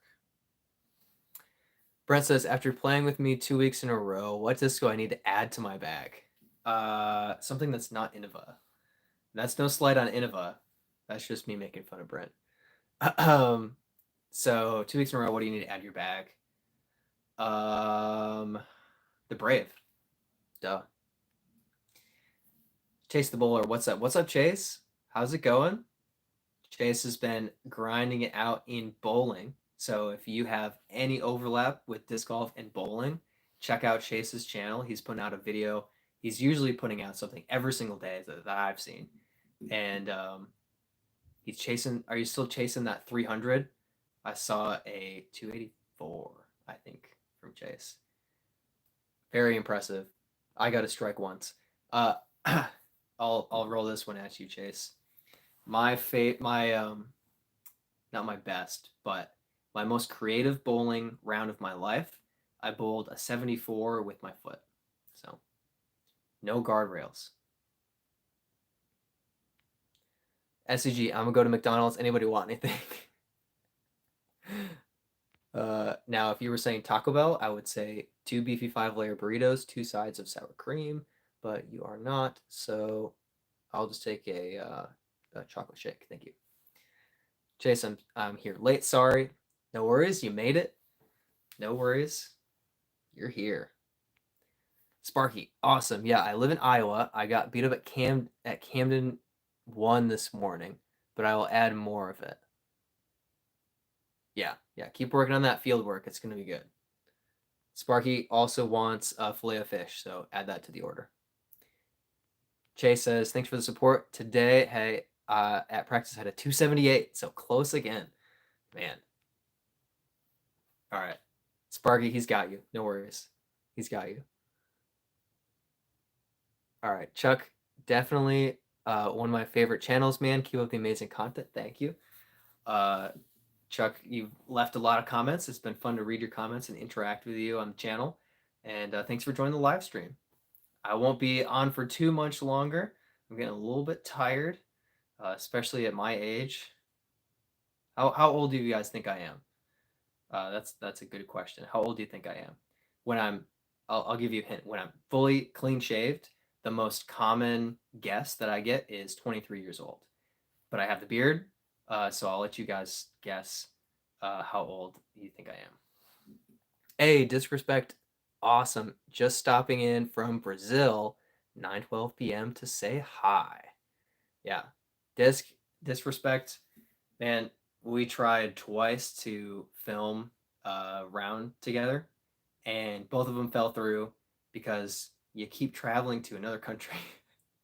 It makes it hard to play disc golf together. But we've had a little bit of missed schedules, misaligned, but we'll get around it, dude. We'll get around it. Our closest was we played the same tournament, but I played like 3 hours after him, so it didn't quite line up. All right, and you're guessing 28. Chase is guessing 27. SCG is guessing 25.5 years old. That's pretty good guess. Pretty good guesses. Chase says, especially how old I am, brother. You're like not even 30. I guarantee it. Just wait. All right, I'll give you guys my answer in a moment. Good guesses. Any other guesses to how old I am? I'm not that old. I just feel old, especially when it's in the after eat dinner, like evening time of the day. I start to get a little worn out. I'll be honest though, the main thing for me has been travel. I've just traveled so much between Florida and Charlotte. So the 7-hour car drive, I've driven by myself like 12 times. I guess like 6 times, like 6 round trips, 6 or 7 round trips, Gainesville to Charlotte back, and that's been wearing on me. And then I was sick just over a week ago after another trip to Florida for the Eagles Wings Unchained Conference, and then I traveled back from Gainesville to Charlotte until 12:30 a.m. Friday to Saturday, then traveled to Georgia and back. The whole, it's a big excuse, but it's been wearing me out. So I'm feeling it. All right, I'm not seeing any more guesses. So you guys are pretty close, but nobody guessed it exactly. I'm 29. 29. So almost 30. September, I'll be turning 30. So you're close with that, but you're right. I'm not 30. Good job, Chase. Yeah, not that old, but when you're pursuing your best potential in sports, you begin to recognize limitations. So while 29 is young in an athletic field, 29 is pushing a little bit further along the lines. Now, disc golf, I plan on playing until I'm 90. So I don't plan on going anywhere. I plan on being involved and competing as long as I can. But there's a reason that there are age protected divisions. And I'm just looking forward to when they add MP30. Chase, when is your birthday? I'm September 2. September 20th is my birthday. September 20th. 25 rounds to 29. It's not far off. I've gotten a lot between 29 and 30, but people usually don't guess over 30 for my age. So it seems like I tend to look a little bit on the younger side of things. And especially when I'm clean shaven, nobody's guessing close to 30. Get a lot of 23, 24. But I've had the beard for like 3, 4 months now. It's actually the longest that I've kept the beard around. It's usually about a month and a half, maybe 2 months, and then gone. I just get tired of it. But I don't know. This time I felt a little more committed to keeping it, and it's been nice. So I don't know. We'll see how long it lasts. We'll see how long it lasts. Chase on the 9th of September. Okay, nice. I think that is. Let me not get this wrong. I'm pretty sure that's my older brother's birthday, September 9th. Yeah, I think my brother-in-law is the 8th. My older brother's the 9th. So that's cool. Guys will celebrate the same birthday. All right, let's see. Am I running out of things to talk about for the day? Let's see. What else am I going to talk about? I'm going to just get some water, fill in a few seconds while I think of something. Favorite color. There we go. That's easy. My favorite color is blue. Blue. All right. Long conversation. We got that done. My bag is actually very close to my favorite shade of blue. The kind of like darker, almost royal blue. Like that's my favorite shade. Disc golf discs tend to be a bit lighter in terms of the blue, but yeah. All right, here we go. We got a couple more things to talk about. I'm trying to make it to 2 hours of live. I'm an hour 47, so we'll see if my voice can handle that. Yeah, blue's my favorite color, and you're out of ideas. Too bad. Black on top. Yeah, the bag has the black on top. Yep. Disrespect. Can you do a video of 30 aces and post it on your birthday? Hey, that's a good idea. We would have time to get more aces from now till then. That's a good idea. 30 aces for 30 long years of aging. I think I just hit my 28th ace. So as far as getting to 30, I will probably have gotten 30 aces by my birthday. But on camera, I probably only have maybe 10 on camera. But I could probably do it. I could probably play Blair Mill once a week and get an ace every week, every time that I play. I could sit at a hole and get an ace. Almost every hole at Blair Mill is less than 220 feet, just for reference. And anything longer, like 300 and some feet, is a par four. SZG, bro, I got my first birdie 2 weeks ago. I have some catching up to do. Hey, that's totally fine. You got to start somewhere. It took me a while until I started actually getting birdies in tournaments. And yeah, it takes a little bit of time to learn your discs and start to like get into the sport and get things figured out, I played in MA4, the lowest amateur division, for probably 8 months. And I was just nobody. Like I was playing, but I wasn't competing. And then after I'd played for about 9 or 10 months, I won MA4. And then like 2 weeks later, I won MA3. And a month and a half later, I won MA3 in the Chain Elk Open A tier. And I switched to MA2.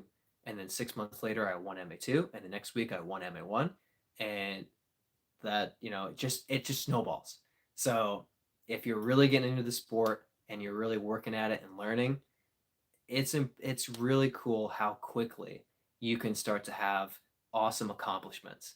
You'll get a like I guarantee you'll be out playing and you'll just throw in from like 100 and some feet. And you'll be like, what? Like I can't believe I just threw it into the basket from 120 feet. And it's stuff like that it's just going to start happening. You're going to throw, it's going to kick off a tree and go in. I had that happen to me. It was my first eagle, was a throw in that kicked off a tree straight into the basket. You'll hit a crazy long putt around a tree and just be like, what? It's such a cool sport. And don't worry, you'll start getting the birdies. Eventually, you'll get an ace. It'll happen. Disrespect. Good reminder. It's birdie time. It is birdie time. Question from Chase: How do you do that swiping motion on your videos when you throw the disc to when you're walking off the tee box? How do you do that swiping motion where you throw the disc to when you're walking off the tee box? I'm not sure if I fully understand exactly what you're saying. If you're asking about, I'm not sure. If you're asking about just how I throw and kind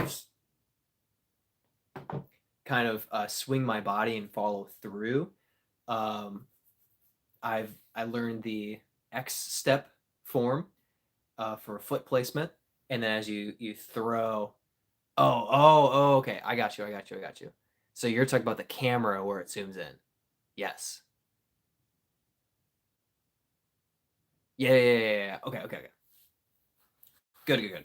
Yeah, I misunderstood what you were talking about. So, yeah, so basically when I'm editing my videos right now, I use CapCut. It does not have to be CapCut. InShot has a similar thing, but there's something called a keyframe, and you can add a keyframe. And what a keyframe does is it kind of takes that moment of the video and the size of that video, and then you add a second keyframe and change the zoom, the focus, the size, and it kind of like expand it. And the two keyframes will take the video from one to the other, with everything in between, basically. So when you set your two keyframes, you're basically saying, we want to start here, but when it ends, I want it to look like this. And what it does is zooms in for you until it like focuses on the basket. So that's what I do with keyframes, because you can use a keyframe to kind of match. I'm on the left side of the tee pad and I put a keyframe, and then I walk across the tee pad and I put a keyframe and it follows me. So it's not automated, it's manual where I do it myself. So yeah, so you've done some keyframing. Yeah. Yep, that's what it is. Yeah. I would love to actually have a camera uh, sensor that can help with that I got for Christmas, and I haven't. Don't tell anyone, but I haven't figured it out yet and actually used it yet. But that will help swing with me. It'll recognize me and follow me. Um, but the way that I do it right now is just manually with the keyframes. Yeah. All right. SCG Discs, my buddies and I are going on a road trip and playing all over Texas, Oklahoma, and try to play a tournament or two. We're going to make some videos out of it on the channel. Heck yeah. Heck yeah. Yeah, yeah, take those videos and show some of the like casual fun sides of things of traveling, and then show the disc golf too. Yeah. That'll be cool. I'm looking forward to seeing some of that, man. That sounds like a lot of fun. Luke, good question. Do you practice putt every day or just go out to the course and is that your practice? So as far as I do not practice every day. I probably would benefit from doing that, and most pros will probably recommend that. Practice every day. But some days I will sit down and practice for an hour, 2 hours. Some days I'll just play around and just putt on the course. I do try to warm up my putt, so I'll putt 20, 30 times before I have my round. And a lot of times I'll run a putt multiple times to kind of get that extra repetition in. So you'll probably have seen on a couple of my shorts where I'll just putt twice. And then every once in a while, for a really long putt that I make, I might run it 2 or 3 times and see if I can make it. Usually it's my first putt that I have that I filmed and put on the channel, but occasionally it's putt number 2 or 3 because I missed the first one. But I took a practice putt and I made it and I filmed it, so it gets on the channel too. So some of both, but I recommend at least once a week getting in a practice session of putting. So that's going to be very beneficial. It's something that I've actually been missing in the last 3 weeks is sitting down and having that putting session. Right before the Chain Hawk Open, I putted over 1,500 times in 3 days. Monday, Tuesday, Wednesday, actually Sunday, Monday, Tuesday, Wednesday, so 4 days. Leading up to the tournament kicking off on Friday, I putted 200 to 500 times every day. So I really put in the repetition, and I ended up winning the Chain Hawk Open. I don't think that's a coincidence. So putting practice, very important, very good, very helpful. And the more regularly that you can get several hundred putts, or at least like 100 putts in, the better. So that's my kind of schedule for it. Discaholic, what's up? What is your favorite disc? Nice. This is, I think, the third time I've answered it today, which is no problem. But at the moment, I would say overall, my favorite disc is the Brave. It is just a smooth fairway driver, gets a little bit of that drift to the right. I threw it, I think, 3 times and then aced with it at Sawmill on a 298-foot shot with just like a flip up to flat, little bit of drift, and then just smashed in the chains and dropped in. And then just last week, I lost my first Brave, but I bought 3 more, and I hit the cage from 350. So it's a crazy good disc. It just works so well for me. I parked a hole with it today, just kind of an uphill tunnel shot, threw it just a little bit of hyzer, and it just kind of flipped up, and it just has so much glide. So at the moment, Brave. Quick second, the Echo. Yeah, top two, Brave and Echo. That's dope. Yeah, Brave is great. All right, we're so close to 2 hours. We're so close. Gonna get more water. Hey, are we back from McDonald's yet? Did we get our filet of fish, or are we still out ordering? Chase, do you have interest in getting a camera with a telephoto lens for your videos?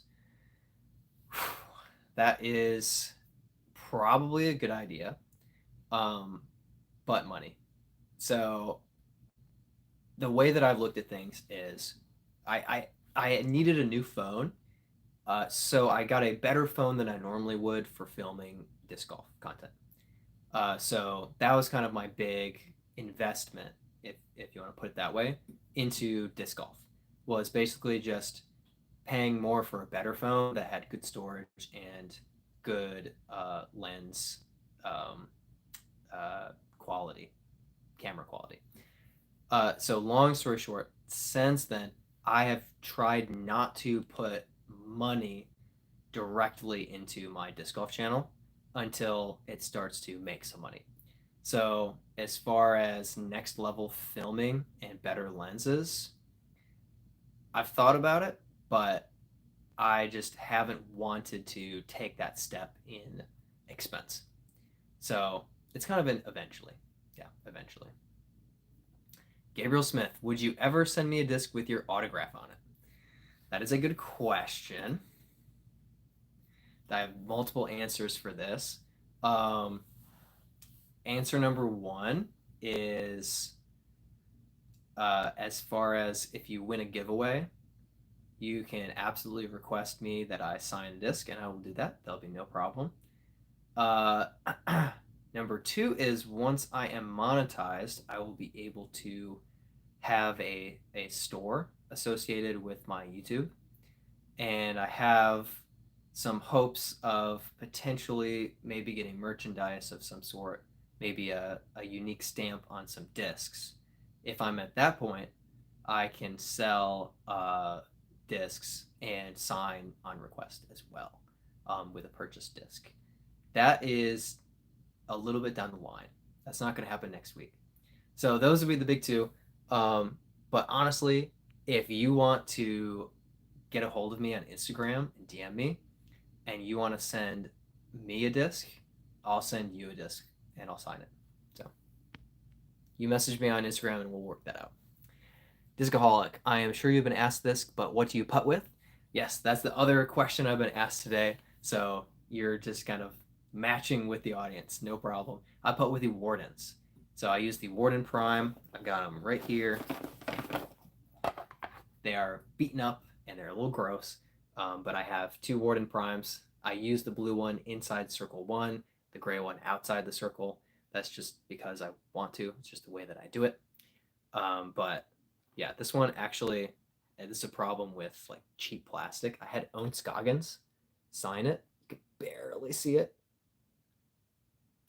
It didn't last long. It's been a couple months and it's worn right off. But the Warden, it's a putter for me. SCG, walk in there now. It's the only restaurant close enough to walk to. Otherwise, I would be at Taco Bell, to be honest. All right, good man, good man. I'm proud of you. Yeah, yeah, yeah. When you're in college, you got to make do with what you have, and I respect that. Uh, I'm gonna try to read this name. Calypson. What is your favorite drink to throw in your bag for rounds or tournaments besides water? So this is me. This is my kind of personal approach to things.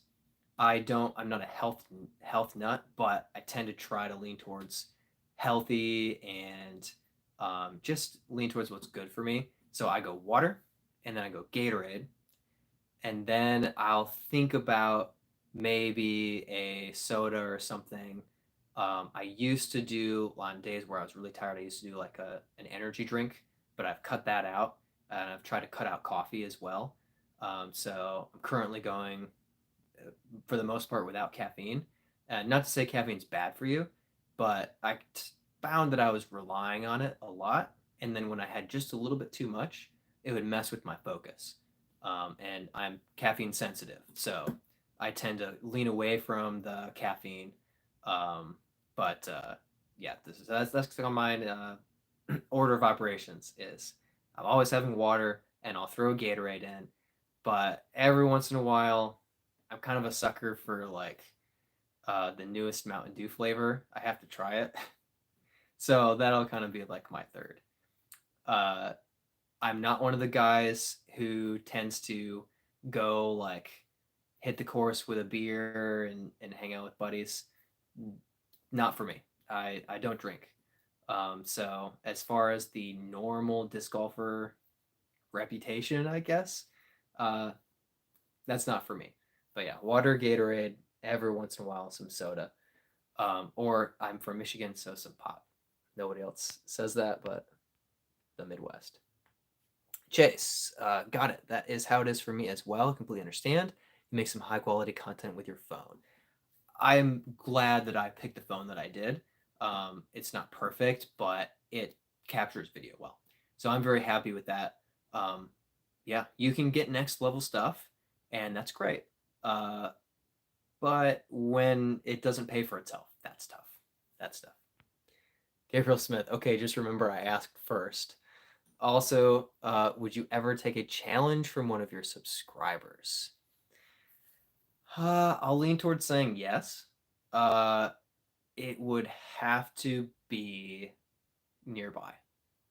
I definitely am not in a position where I could travel to, a location. Um, yeah. So that would be the big thing. If you are around Charlotte and want to try to get some type of disc golf activity in, some type of challenge, and you don't mind me filming me destroying you, then absolutely. And I do not know that I'll destroy you, but I will say it. I will hope that I will. But yeah, I'm potentially open for that. Potentially up for that. Sounds fun. SEG, not trying to lose my parking spot because I want a Taco Bell. Yeah, that's also rough. College, you leave your parking spot and it's gone. Somebody's got it. That's a tough one. That's a tough one. All right, Chase says, "Don't worry, Ohio here," and we say pop. There you go. Michigan, Ohio, a couple other states, it's pop. Everyone else is like, "What's pop?" Oh, like soda pop, and you're like, "Yeah, it's the same thing." Normally in Michigan, we don't care. It's soda, it's pop, soda pop, whatever. But Florida, it's soda. It's not pop. It's soda. Gabriel, okay, sounds good. Yeah, you come to Charlotte, you contact me, and we'll see. We'll see. I'm pretty uh, accessible, especially on Instagram. You can direct message me, so feel free to do that. I'm happy to chat or answer questions. And Sunchips FTW sent me an Echo, and I sent him a disc back. So yeah, stuff like that's cool. It's fun. It's good with me. Gabriel played yesterday and got a 4 under. Heck yeah. Hopefully on a hard course. I don't know. Did you did you do it on UDisc? And if so, what was the UDisc rating for that round? That will help me gauge if it was an easy course or a tough course where you went 4 down on. Calypso, good old Fago. Yep. Rock and rye flavor always hits the spot. Yes. Yes. High school, we had a gas station a quarter mile away from the high school, and we'd walk there and get an 89-cent Fago. Yep. Yep. And it wasn't even that long ago. And it feels like the good old days of 89 cents. Also, the Arnold Palmer. Yeah. The iced tea. Good stuff. Luke, would you do a video if a subscriber sent you a few discs to do an 18-hole challenge? The discs would not be fun either. That is a good idea, and I'll lean toward saying yes. I can't make guarantees of like, yeah, I'll definitely do this. But especially if you message me first and tell me your idea, then if I agree to it, then you're not sending something, wasting postage, and not getting a video out of it. But yeah, I'm probably on board with doing a challenge video of some sort like that. They'd be pretty fun. That'd be pretty fun. Yeah, you can send me discs that you don't think are fun, but I've already done a beefy versus flippy round where I guess I got flippy for it, but I was throwing a 140-gram DX Rolo, and I got a birdie with it. So I can handle discs that aren't fun. And if you want to just send me a tilt and a stego, I've thrown those too. All right. Gabriel says, it was the first time I didn't use my phone, was about to die, so I did it the old way. Oh, so you don't have, well, once you can put your score in when you have the chance. Um, Even though your round is done, you can just put all the scores in if you remember what you got in each hole, and then you can get the UDisc rating for that. But yeah, that's tough when your phone's dying. I started carrying. Did I take it out? This wasn't in the bag, but I've started carrying a portable charger. Yeah, in my bag because I have so many pockets in the bag that it fits in pretty well. But hey, here we go. McDonald's has been ordered. Now we wait. All right, good. Now we wait. You're number 87, waiting for your McDonald's. And Arnold Palmer's are fire. Yes. Yeah. They're good. They are good. Perfect blend of flavor. And especially the ones that are like always 99 cents. That's great. All right, Gabriel, about to head out. Thank you for all the videos you do. Absolutely. Thanks for joining for the live stream. I've pushed it past 2 hours. I'm proud of myself. I'm starting to get a little bit tired, but thanks for commenting and interacting. It's been really fun. And like I said, feel free to send me a message if you want to chat more. If you have any ideas, you let me know. I'm glad that you watch and learn. Oh, looks like I just had a little reconnection. One of my favorite parts is interacting with you guys and hearing about your improvements. So really happy about that. Matt K, what's up? Welcome to the stream. I will be getting off soon. I'm tired. But yeah, 2 hours. Yes, heck yeah. SEG, do you get everything cleaned and McDonald's food is the reward, or are you taking a food break and getting back to it soon? Yeah, Gabe, thanks again for coming in. Catch you later. Yeah, 2 hours and 10 minutes. It's a long time. Here we go. I got this question earlier, so easy answer here, Chase. It's not a dumb question. Why do I call it birdie with an H instead of just normal birdie? I was trying to come up with a good or clever name for my channel. I especially tried to find some sort of pun. But what I ended up is I thought of birdie time, and my initials are BH, Bradley Hendrick. So I slipped the H in there for birdie time, and that's it. That's it. Yep, good question.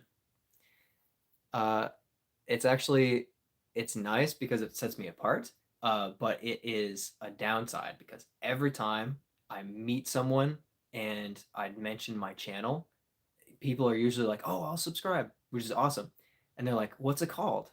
I'm like, "Oh, it's called Birdie Time," but I spell it PH, and they're like, "Huh?" So I usually end up like typing it in on their phone and finding myself for them because they'll type in Birdie Time without the H, and they'd have to scroll for a while to find me. So I need to work on my YouTube SEO, but we'll get there. Calypson, if you're restricted to one brand of discs, what brand do you think you'd choose? Excellent question. I would say my favorite brands to kind of pick from if I were to commit would be MVP, especially with the Streamline Cosmic Neutron plastic. Love the plastic. Or Latitude or Discmania. I would say the Streamline plastic. I'll just show you. Do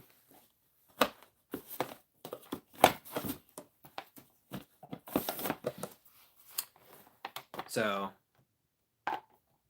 the Streamline Cosmic Neutron plastic. I have an Echo with that plastic. I just absolutely love it. Just looks great, feels great. Absolutely love it. The Royal Grand plastic for Latitude 64. Similar plastic, a little more flexible, but not super bendy. Gummy, just leaves the hand well. Just absolutely love it.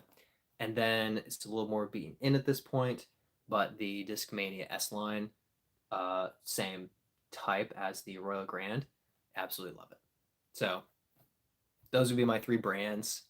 If I really had to pick from the three of them, I would hate to give up the Echo, but I'm leaning a little toward Latitude right now. Yeah, a little bit. Yeah, that's where I am. Good question. SEG, roommate is a neat freak, so I feel the need to stay clean, but he doesn't judge me. It's mostly clean, but not quite. Hey, that's good. That's good. I will not pan the camera around my room right now. It is horrifying. My excuse is that I have moved from a house to a room, and it is a big difference. You're doing great. You're doing great. I was not the neatest in college as well. I had to kind of step things up for my roommate. Chase, that's clever. Love the idea. Thank you very much. Gabe, oh, forgot to ask. Are you uh, you were close to Charlotte? Are you a Duke basketball fan? I am not. Not because of the team. I just don't look. I don't watch sports. I don't watch basketball. I don't care. So no. But it's nothing personal. I just don't have that interest. I just don't have the attention to it. No. Uh, yeah. Good question. Yep. Let's see. Yeah, Chase. Thank you. My I'm happy with my channel name using my initials. I think that the best, the most clever disc golf name that I've come up with is our for like a doubles team. I came up with the name Innova Our Heads. Innova Our Heads. That I'm very very proud of. So the Innova brand, which you can't even see it, but the Innova brand. I don't even throw that much Innova, but I'm very proud of the name Innova Our Heads, and it gets a laugh from anybody who hears my doubles team name. I came up with that a couple years ago. Very happy with it. Anthony Cade, hey, I like your shorts. Thank you. I hope you mean my YouTube shorts because you can't see my shorts right now, but I am wearing shorts. But thank you. I'm glad. I put a little bit of effort into those. I put a lot of work into my long form videos for sure. But I'm trying to get those shorts out there and try to get an audience. So I appreciate it. Chase, what college did you go to and what was your major? Good questions. I went to Cornerstone University in Grand Rapids, Michigan, and I was planning on being a youth pastor for my career. So I studied youth ministry and biblical studies, which is a good way to say that I was a huge nerd about the Bible. But I ended up being a youth pastor for a couple of years in Michigan, and I absolutely loved it. I loved teaching, planning games and activities, just kind of hanging out, giving teens a space and a place where they can just open up and be comfortable, be themselves, and have a good time, make some friends, um, play, games that sometimes were athletic and sometimes didn't require athleticism, and anybody could win. So I had a really great time with that. And of course, with my personal beliefs as a Christian, I found it very rewarding to be able to talk about the Bible and share my understanding of things, my college trained, research, understanding, and be able to encourage and help people to kind of pursue their faith. So that was my major, my career focus. And since moving to Florida and to Charlotte, I haven't had a career position with a church in the last couple of years, but I miss it. I miss it. I'm hoping I might be able to get back to it. But for now, the disc golf has been really great, and I find that I'm ending up meeting a lot of new people and able to encourage people on the course. And so it's been kind of filling some of that for me. Been very enjoyable. How often do you practice putting or do field work? Good question, Jake. Not as often as I should. I want to get like a putting practice session in every week, if not 2, 3 times a week. And then I spend time putting a few extra times every time I play around. It's probably more like every 2 to 3 weeks. And I think that's not often enough. But I did not have my stack of wardens in the last couple of months with my move, and I just brought them yesterday. So I have a stack of a dozen wardens to putt with. Field work I do probably just once a month, so it's still not enough. I'm constantly playing courses, and I do know most of my discs, but I want to work on distance. So field work would be instrumental for that, to just focus on throwing with good form and getting a little bit more power. So my answer is not quite often enough. Callie, can't wait to see what Isaac does with latitude. I'm excited. I was able to tell him yesterday in person, I was able to say, "Hey, I've been throwing the Brave for a while. I love the plastic. I love Latitude, and I'm really glad that you switched over." And he told me he didn't mention the Brave because probably too flippy for him, but he said, "I've really been liking Latitude's fairway drivers, and I'm excited to throw them." So that was cool. That was cool. I caught him for like 20 seconds, which is really nice. Brent says, "Get me a Brave." Um, maybe. I do have it. I do have a spare one, so maybe I'll let you borrow my pink one. Uh, Chase says that's hilarious. The end of our heads.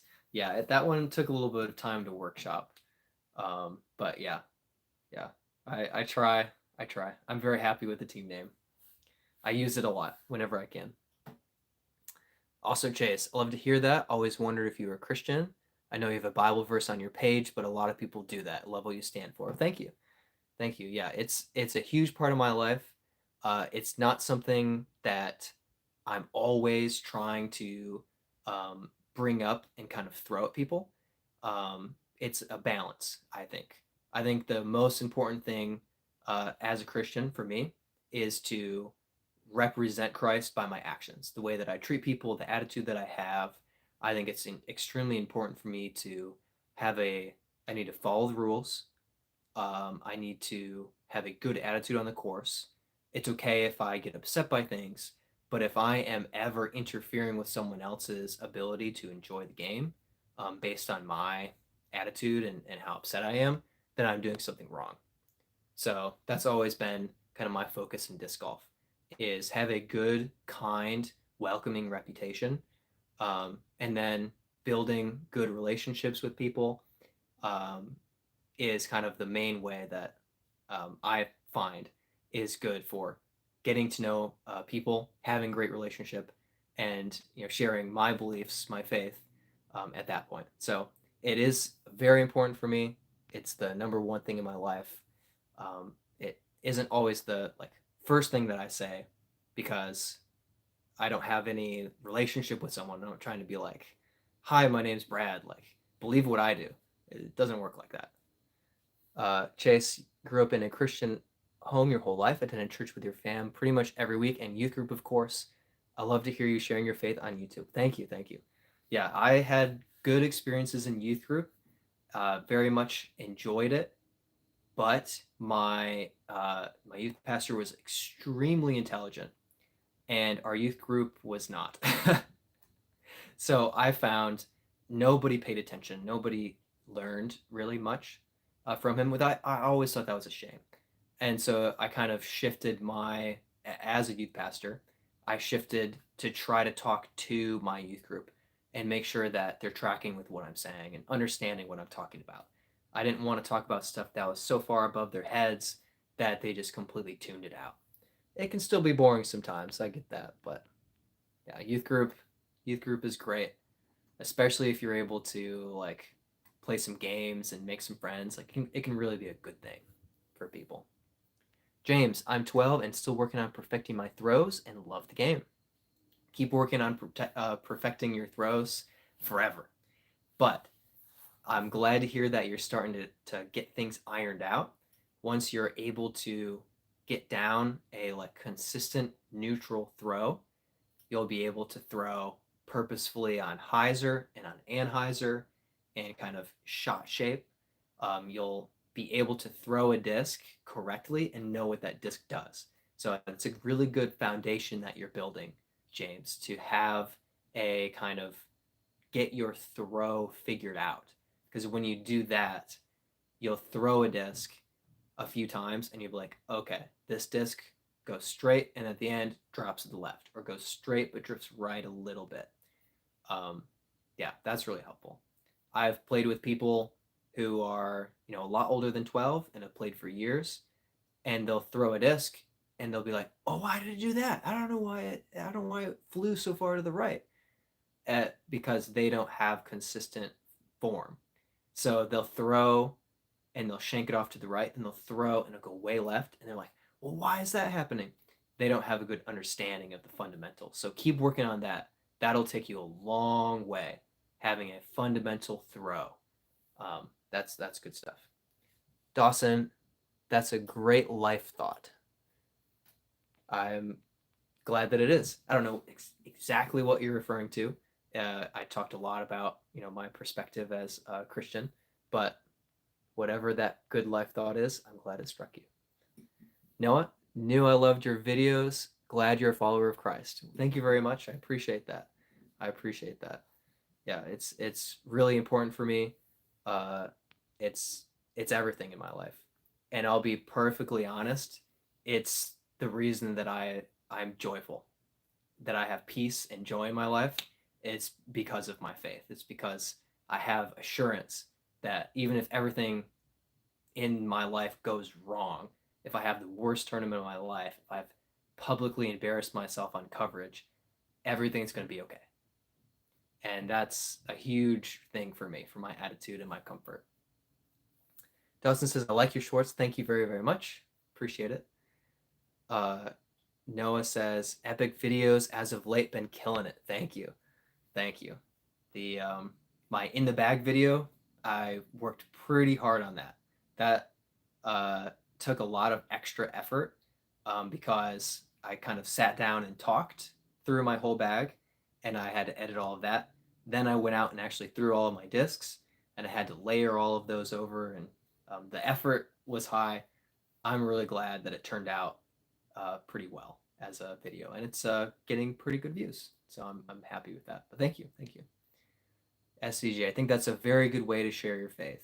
Yeah, thank you. I think it's important not to just annoy people. Sometimes religious people tend to think, I have to change everyone's mind, and make them believe what I do. But the reality is, even if you're right in what you believe, if you just want to change everyone's mind, you're not going to see them as a person and interact with them, help them, be there for them when they're going through stuff. And I think that can get missed sometimes when people kind of focus on, I just want to change your mind. I just want you to think how I think. Respecting someone means recognizing that they might disagree with you, and you might really think you're right and want them to change. But that doesn't mean that you just annoy them and hope that works, because it doesn't. It doesn't. Dawson, what's your favorite disc of all time? And if it's different than favorite brand as well. So my Brave at the moment is like my number one pick for a disc. Uh, just such a controllable fairway driver, a little understability, great plastic, great disc. And I was asked earlier if I had to pick just one manufacturer. I love MVP, especially the Streamline Cosmic Neutron discs. I love Latitude, especially the Royal Grand. I like Discmania. So it'd be hard to pick. But I'll have to say Brave is number one, Echo is number two, and Latitude at the moment, I'm kind of leaning that direction. Good question. Gabriel, amen. Glad I got back on. I work full time in a church. I'm glad I gave my life to the Lord. Please be a witness to a lost and dying world. They need Jesus Christ. Please accept him into your heart. Yes, it's. I'm glad to hear that you're working in church. I have just 3-ish years of full-time church experience in the ministry, and it can be tough. It can be tough work, but it's worthwhile. There's a lot of people, when they go through trauma and pain in their life, they turn to their local church for help. Sometimes monetary help. I mean, churches are where you go to when you have a wedding. Churches are where you go to when you have a funeral. And working in that situation provides an opportunity to be there for people at their best and sometimes at their worst, and always be living a consistent, kind, compassionate life and pointing to Christ. It's a wonderful opportunity. It's an exhausting career field, but I'm glad that you're working there. It's good. Chase, that's exactly how it is for me. Literally tonight. And because I'm in 7th grade, people aren't very mature, so they like to screw around rather than learning and developing their minds on Jesus. Yeah, part of it comes with the territory. When you're young, you have a lot of energy. It's hard to focus. And I'm not here to say shame, shame when you're a kid. Like, it's hard to focus. Part of it is on leadership to do a good job. You can't make someone pay attention to you, but you can teach in a way that invites participation and interest. Um, some people will just ignore it no matter what, but a lot of students will respond to that. So, it's I hesitate to be like, oh, no one pays attention. That's shame on them. Yes, but that's kind of gonna happen. That's seventh grade for you. That's seventh grade for you. But I'm hoping that you're able to still get something out of the experience, and that over time, uh, they're still hearing the word, they're still hearing truth. Yeah. Calypson, I'm glad he went to Latitude. They deserve the roster of pros they have representing them this year. It's nice to see someone on a lead card who isn't Innova, MVP, or Discraft. That's totally fair. And yet, I don't know if you watched at all with the Manufacturers Cup that Brody and Yuli kind of did, or maybe Foundation podcasts did. Um, Gannon played so well that Discmania was overly represented in the Champions Cup. And then Innova was like 90% Calvin. Um, so it's true. There's a lot of the in Innova MVP Discraft making out of coverage.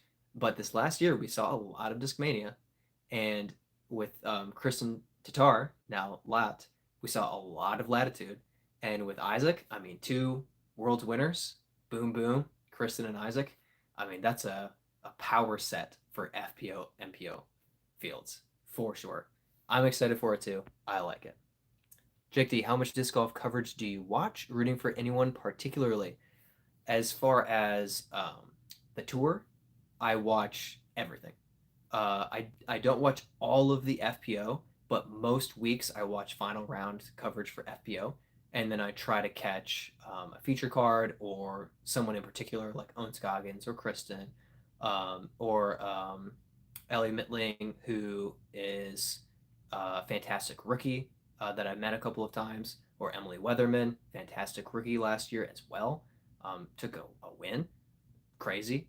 Um, so I'll watch the FPO side of things, somewhat a fair amount, not quite as catch every single round of coverage, and then on the MPO side of things, like 95% of coverage, basically every round. I root for Calvin because I've watched him on skins matches, and he is so funny. He is just absolutely hilarious. And it's cool because when he's competing, he's very reserved. And he's there to play disc golf, he's there to throw the disc, he's there to try to win. And he's super talented. And then he plays on a skins match, and he's hilarious. And he cleans house and takes all the money. So, Calvin, I'm a fan, number one. And then Isaac, I always want Isaac to succeed, and it's been cool to watch him win Worlds. He's just a fantastic stand up guy. So, Climbing says thoughts on Wraith. Good question. Actually, I was gonna bring this up at some point. If I can find where I put it. Maybe I don't have it. But so Wraith, good disc. One of my first very beaten discs that would kind of turn over a lot. Um, haven't thrown it lately, and I know that some wraiths are pretty stable. But yeah, I think that it's a good disc. I need to throw it a little bit more to kind of get a more full opinion on the wraith. But it's clearly a well loved disc and a often thrown disc, so it's a good disc. Um, Dawson says, "Love the wraith. My first distance driver, and 2 years later, my first ace. Heck yeah, dude! Congrats." All right, aced it. Yo, bro, can you give a shout out to my channel? Well, normally I try to vet a channel before I give a shout out, but I will give a very reserved. I don't know, shout out to Ace It. But if you check out the channel and you don't like them, that's not on me. But give them a look. I'll have to watch your stuff and see what you've got going on. I'm assuming you have aces on the channel. If you don't, I'll be a little sad. But very, very cool. No, yeah, I liked that in the bag video. Take it easy. Thanks for checking in, Noah. Really appreciate it. And thank you for the encouragement. The in the bag, I'm glad the video worked out. Ace it, can you give me a disc to get a review on my channel? We'll see. The best way to get a hold of me and try to maybe organize something like that is to DM me on Instagram. That way we can talk directly to each other. So I would advise that as far as trying to kind of like work something out. That'll also let me, research into you and kind of see where you're coming from on that side of things too. Because I tend to be a little careful about jumping into things that, I'm ignorant about. Dawson, never thrown a brave. I threw it just a few weeks after it came out last year. Basically, got a players pack like voucher, and I was like, "Oh, this is a cool blue disc," and I was like, "Oh, and 7 speed, yeah, I'll buy it," and it immediately made the bag. Immediately, I threw it 3 times, and then I aced with it, almost a 300-foot ace, 298 feet. Caught on camera too, so it was like crazy, crazy moment, just in the bag. I lost that specific Brave, and I think the ones I have now are just a tiny bit flippier than that one was. But as far as a driver is concerned, it's one of the best amateur drivers. You can get a little bit of turn out of it. It's just under control. It doesn't turn and burn. It's perfect. Yeah, that's my opinion. I think it's one of the best fairway drivers for kind of like normal average disc golfers. It's really high up there. SCG, I've been waiting on my McDonald's for like 30 minutes. Should have gone to Taco Bell. You might have been able to walk there by now. I am sorry. That that stinks, man. That stinks.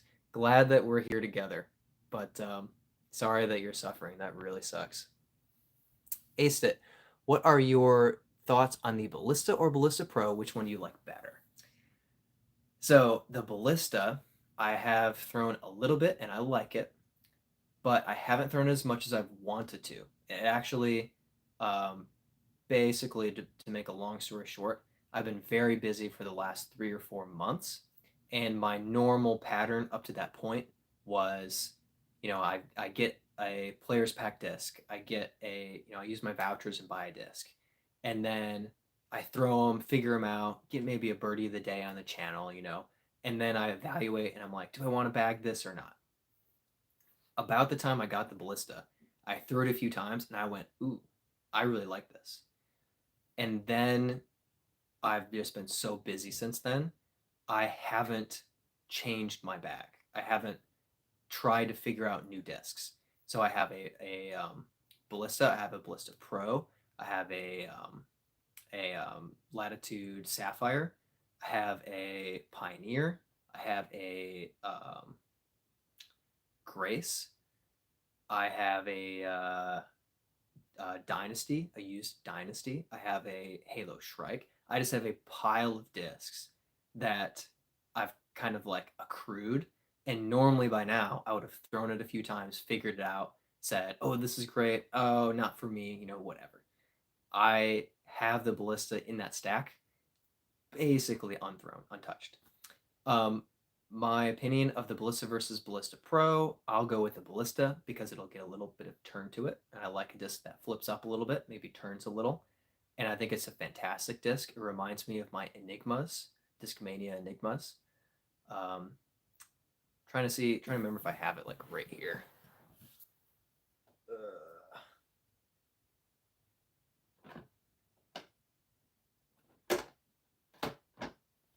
I don't know where it is. I think it's the first time I've gone to reach for a disc and I can't find it. Shame on me. So it might not be back there actually. It might be in another one of my stacks that are off camera. But good question. I lean toward the Ballista for my arm speed, get a little turn out of it, and good distance. But yeah, Ballista Pro is a good disc too. Ooh, good question. Luke, what disc do you have that has the most signatures on it? All right, this one I think I have. Where is it? Oh, my signatures are up here. All right, so this one I have the most signatures on. And this was my first driver. It's a Sidewinder. And I have well over a dozen here signatures. And then on the back as well, hometown, Garrett Gerthy, Jessica Weiss. So got this kind of loaded up. This is mostly MPO. I think Jessica's the only FPO player I have on it. I had the an Enigma with FPO signatures, but I was throwing it and I left it at a course and it is someone else's now, unfortunately. I have a AB, excuse me. I have the AB Venom that I bought before he won the chess.com invitational, anticipating his win, and got his signature on it afterward. And then I have plenty of other signatures, Simon on a time lapse. But yeah, this is the most signatures here. We got Calvin, Ricky, Paul, Simon, Isaac, I said Calvin, Silas Schultz. I mean, Aaron Gossage, more and more and more. Question. Calypso, Aaron Gossage is one of my favorite pros, and I have no idea why. Love his videos, especially when Ezra gets dragged along. So Aaron Gossage is great. I love the contradiction between his angry eyebrows and his soft voice. I think it's great. I do think that his eyebrows and the putting basket hate each other because that is his only big flaw is consistent putting. And I feel like that there's just beef between his eyebrows and the chains for some reason. And then when he makes his own content, it's great. And Ezra as well. Yeah. Devin, can we get a disc tour? Oh gosh. Oh, a disc tour. So down here, I have some like these are like significant discs. I won an ace throw off at the Unchained conference, and I got 2 Innova Gators from Paul Macbeth's personal collection. He donated these. He's had them since he was with Innova years ago, and they've never been thrown. And so these are prize discs. I don't throw them. I have a Nate Sexton 2017 Firebird that is at least $100 in value. It's a valuable disc. Never thrown, bagged up, same prize like the Unchained Conference prize. I have this Boreum, my initials BH, because that's the element. It has like one of the weirdest rounded rims, and I like it, but I don't really throw it yet. It's a 14 speed, but it's blue. It's just the perfect disc. It has my initials on it.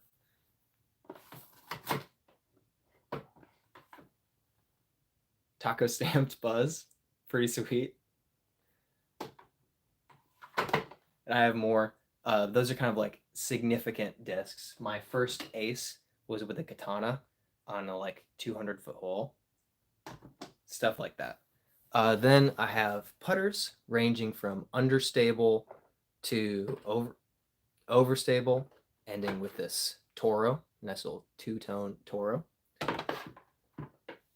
Then I have my signature discs here. I'm like in the way. Then I have my mid-ranges from a Paradox, very flippy, to overstable Troya, whatever. Then I have my distance drivers from very flippy to stable to overstable, ending in a AB Venom and Calvin Hybrid Destroyer. That's my disc tour. Those are kind of like my discs. Some other day I'll show you my brother's collection that he has in here. Micaiah, have you ever played Failure Lake in Pennsylvania? I have not played in Pennsylvania. I will need to add it to my list of eventually playing. And I have driven up through on my way to Michigan before, but I've never stopped and played. But you're not the first person to mention Failure Lake. So I'm guessing it's a fantastic course. It's been mentioned several times in the comment sections on my channel. So haven't played, but would love to. Devin, you're welcome. Jake, what is your favorite shot shape? Usually a hyzer flip shot when I'm throwing a gap hitting shot with my sole and moving from a hyzer to flipped up and then drifting right the whole time. That's one of my favorite shot shapes. Or with the Brave, just kind of flipping up to flat and just going straight for a long time. So I like that kind of hyzer flip turnover line. Yeah. McDonald's is secured. Heck yes. Filet of fish is on the way. Awesome. Awesome. Ace it. What is your favorite disc on the shelf behind you? That's tough because my favorite discs are probably in the bag. Favorite disc on the shelf behind me. It's probably gonna be the Sidewinder with all the signatures. Like it's gonna be like this is probably my favorite one. Uh, my Sidewinder, I started out throwing it with bad form and my finger on the rim, and it would hyzer out. It would fade really heavily as if it was overstable. I learned a better grip. I started playing more. I started throwing it, and it went from an overstable disc to a turnover almost roller disc. So it kind of marks my progress from total noob, not good, can't throw far, to I've kind of mastered this kind of unstable disc, and I need to move on to a disc that can handle my power. So this kind of marks that. And when I got to that moment and said, I've moved beyond this disc, I immediately started getting pro signatures on it. So this is probably my favorite disc back here. Number two, and I just opened this earlier today, is this Legend of Zelda Link with the Hylian shield and the Master Sword dyed disc. This is a buzz. I opened it today. And so now this is my favorite stamp on the shelf. I haven't even added it to the shelf yet. It's so new. It's just right there. Chase, random. Do you listen to any Christian music? What's your favorite genre of music? Good question. So my favorite Christian music is Hawk Nelson, my favorite band of all time, Stellar Cart, Skillet, and what was my fourth one? Those are like the big three, like Hawk Nelson, Stellar Cart, and Skillet. Those are my favorite. But none of them are quite current, like always producing new albums. They're more like 10 years ago, they were huge. So those are probably the top three. Number four is um, Andrew Peterson. He's a musician that I think is one of the most talented singers. And my favorite element of his work is that he does an excellent job of taking um, scripture, taking Bible verses, and making them into songs without it sounding like, I'll put it this way, because I grew up in the church, without it sounding lame. um, there are a lot of hymns that are really great, but there are few modern songs that are using scripture or like hymns, but with modern music. And Andrew Peterson, I think, is the best at that. So shout out to him, and I've seen him in concert a couple times, as well as Skillet and Hawk Nelson. I have not seen Stellar Cart in concert, unfortunately. I've got Stellar Cart, or I've got Skillet on a disc golf warm up playlist, and the song I listen to the most is called "Finish Line," and it's a perfect hype song for me. It gets me like amped up to go try to win a tournament. My favorite line of the song is even if we crawl to the finish line. And the idea is like it doesn't always matter every moment of like how you go about your life or your pursuit of your sport, but you've got to finish. You got to give everything you have and cross that finish line. So very inspiring. Uh, Tech 99. Favorite brand, mine is Gateway. Gateway is an interesting brand, and it's very rare that I hear someone say it's their favorite. I think that they're unique. I've thrown a handful of their discs and putted with a wizard a little bit. They've got some good stuff. I would lean toward for myself, probably have to land on Latitude 64, but MVP and Discmania are close seconds. Those are kind of my three where I'm like, if I want to throw a disc and I want a certain plastic, I'm thinking of those three brands. Ace, have you ever played courses near Birmingham, Alabama? I have not. I played some in Georgia, so that's kind of the closest to kind of adjacent that I played. I've mostly played Florida, North Carolina, Michigan.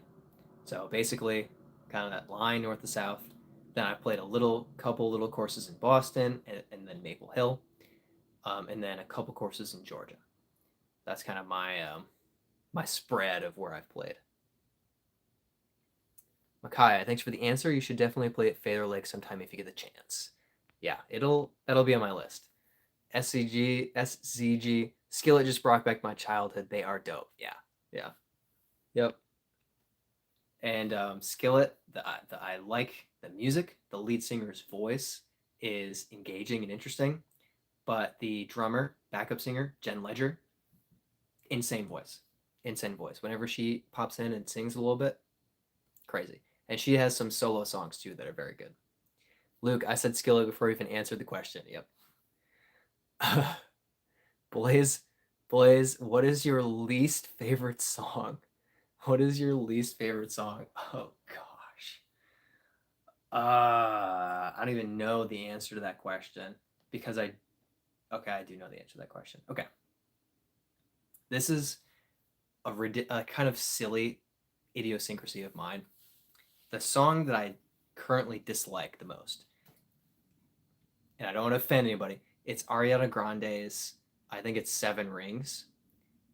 The way that she sings, I want it, I got it, it feels so selfish to me. It feels so entitled. It just irritates me. So at the moment, that's a song that when I hear it, I just go, ugh, I just don't like the song. But it's really catchy. So I don't know. That's my take on it. It's just something that just rubs me the wrong way. I'm like, I don't like that. My second least favorite song is a German happy birthday song that sounds like a funeral dirge. And you have to search that one up on YouTube. Like a German happy birthday song. It's really depressing. Chase, I love it. I'm going to give Finish Line a listen. Appreciate the depth and answer. Of course, of course. Yeah, Finish Line is excellent. Ace it. What are your thoughts on the Scorch? I found one today when I was playing. I think the Scorch is a good amateur driver, distance driver. It's got a little bit of turn to it. It's a little understable. Um, so an amateur arm can get something out of it versus like a Calvin Destroyer, where most amateur arms aren't getting much out of it. It's just dumping off to the side. Maybe it's a shot shape you can use, but I think the Scorch is a pretty good one. Pretty good one. I had a Scorch and a Hades for a while in the bag until I lost them both. Different states, different places, but the Scorch, I liked it. I liked it. It's like a fast Brave, kind of. Maybe a little too flippy for that, but yeah, it's a good disc. It's a good disc. Neil says, "What's your favorite disc golf brand?" At the moment, just leaning toward Latitude 64. I love the Royal Grand plastic; it just feels great. Also love Discmania. I like the S line plastic; feels very similar.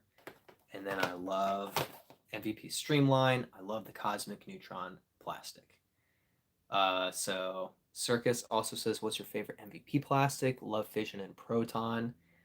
My favorite MVP plastic is Streamline Cosmic Neutron. But after that, I would say probably the Proton. But I do like Neutron plastic. My Trail. Glad I brought my bag over.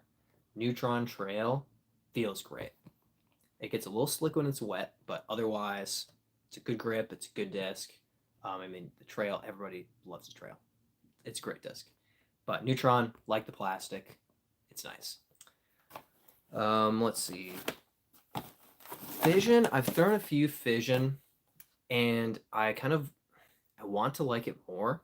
I love the scientific design of air bubbles in the middle of the plastic, so you can add more room to the outside, keep the same flight path and stability, but have it be lightweight, stuff like that. I think it's great. Don't like how it feels as much as a Neutron. Yeah. Proton, I like. I'm gonna find it. That Prism Proton. I got this. Is this one my Envy or is this my? Yeah, this one's my Envy. Yeah, this Prism Proton Envy. It's a fantastic plastic. Once again, it gets a little bit slick when it's wet, but otherwise, it's a great grip and just a great feel to it. Tiny bit of give, but not much. Where did I have that? Right there. All right. Do you like the Craft Zone GT? It's my favorite disc in my bag. Have you ever thrown it? I don't think that I have. I've thrown Big Z Zone, and another zone that I can't remember. I've thrown a couple plastics of Zone, but not the Craft Zone GT. No. I had a Banger GT putter. I did like that plastic. So I don't know if that's the same plastic. Felt great. Flying Potato, almost at 3 hours live. Good job. Yeah. If you can hear it, my voice is getting, it's reaching its limit. But I'm proud of myself. 3 hours, man. Whew. 3 hours. We're going. It's been fun. I've been really enjoying this. Circus, Fission is good for me as I am old and don't throw far. That is a great point. Yes. When you're getting up into age protected divisions, lightweight, Fission, they're great. They're great. So yeah, never shy away from something that gives you an advantage. And if you like how it feels, so much the better. So yeah, Fission's good. I have a Defy. Where is that? Might not be here. It should be here.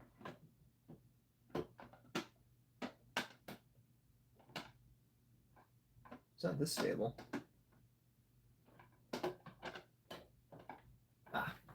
Forgot what the plastic rim was. So I got this Fission Defy, and despite it being 171 grams, so it's still heavy, I could kind of tell that the Fission idea, is working with it. But it was pretty stable, surprisingly stable for the Fission plastic, and it held that stability. But it was heavier. If I'd had a lightweight one to compare, that would have been really cool. All right.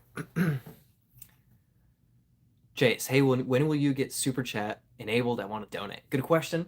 I am closing in. I am so close to. There's 2 levels of monetization for YouTube, and the first level I'm getting very, very close. It's basically 3,000 watch hours in a year, and I'm at 2,700. And I've been checking every day. It's slowly climbing up. My in the bag video doing well has helped. That got over 100 hours. I have high hopes for my next video where I will have. I took my Discmania mystery box discs, and they were totally new, and I went and I played a totally new course, and it was pretty fun. So I'm hoping that will do well. But long story short, hopefully in about a month, maybe a little bit longer, I will be able to reach that level of monetization. And I've been really enjoying going live, so I'm planning to go live more often. What do you guys think? Should I do live every week, or is that too much? Is that too much in my face? You want it a little bit less? Maybe once or twice a month? Luke, almost 3 hours of watching a semi-old man. That's right. Semi-old. That's right. Getting there. Aced it. What's the most expensive disc you have? Good question. pretty easy answer here, and the answer is this 2017 Nate Sexton Glow Firebird that I won in by hitting an ace at the Eagles Wings Unchained Conference. It's worth about $100, and probably it'll just slowly accrue value over time. Totally unthrown, um, and I know certain Firebirds, certain years go for more. They're even more expensive. But the great part is I didn't buy this. I won it. So like that's really cool. I won a valuable disc. I think the most I've paid for a disc is actually the link, the Buzz with a link on it. But I got to use merchandise credit for this. So I didn't even pay for this. Technically, I paid for the tournament entry, but I won more merchandise credit than I paid to play in the tournament. This is a $40 disc since it has the fancy die on it. So this is the most for a disc that I have purchased, $40 and about 100 for the Firebird.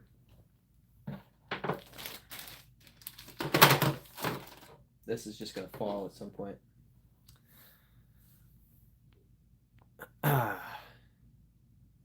All right, the beard looks good, man. Thank you, Farquad. Appreciate it.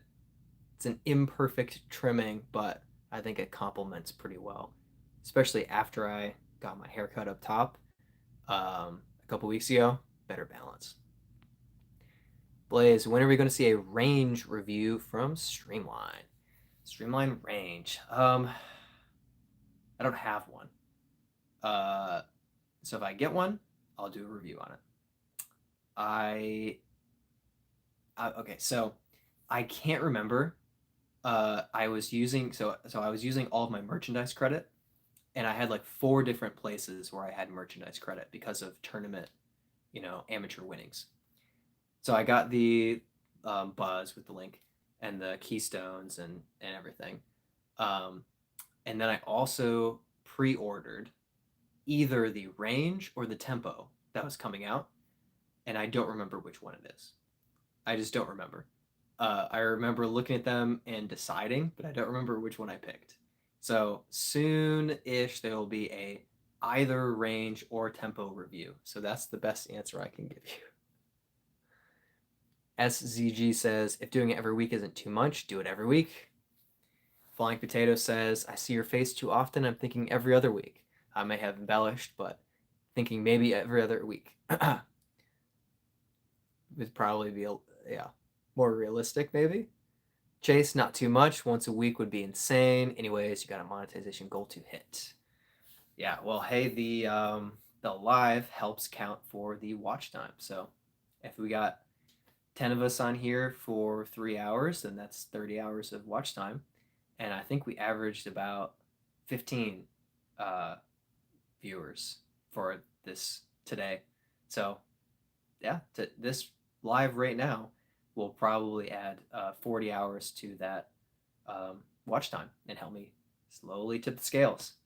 So maybe every week will really help. Yeah, I really enjoyed it. It's been a lot of fun going live and chatting with you guys.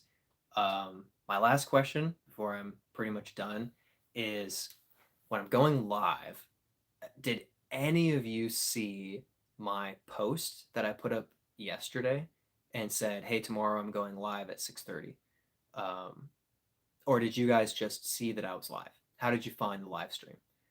Yeah, please let me know, because when I'm planning on going live, I want to be like, hey, heads up, I'm going live. I also posted on Instagram today. But I don't necessarily know if you guys actually see it. Yeah, so let me know. How did you guys find the live? Yeah. SCG says, I saw it after I followed you 2 hours ago. That's great timing. Asta says, have you ever played Disc Golf Valley?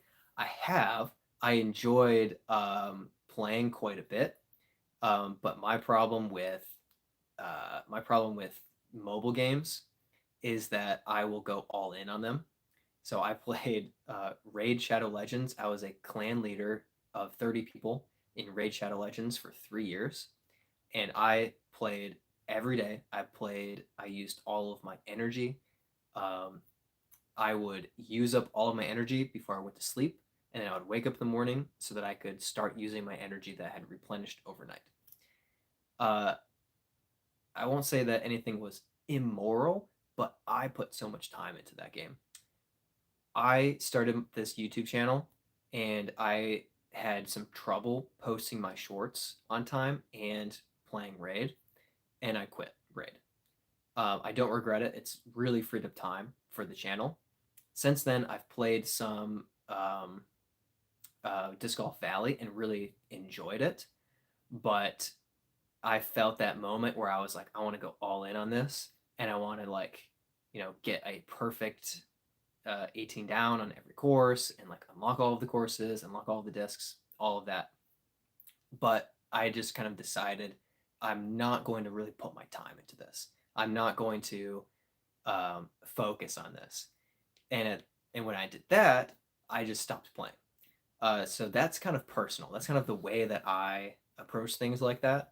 Is I kind of tend to be like, I'm all in, or I'm just not doing it. It's hard for me to just be like, yeah, I'll just play it a little bit for a half hour, you know. That being said, I really liked Disc Golf Valley. I really enjoyed it. I think it's fun that they have a bunch of different discs and they kind of fly like they're supposed to. It's way too easy to putt. You can basically make everything within 70 feet once you get used to it. But it's really great. I love that you can play against your friends too. Just set up a little room and play the same course together. That's an excellent feature. Luke, how do you feel about losing to two MA4 players on video?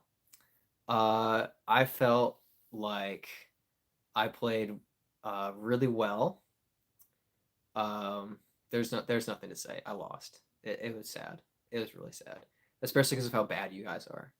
Um, I almost won. I hit the cage running a putt through a gap during the playoff, and I mean I was 2 inches from making that putt. And then on the next hole, I just sold. I mean, I bogeyed a pretty easy hole.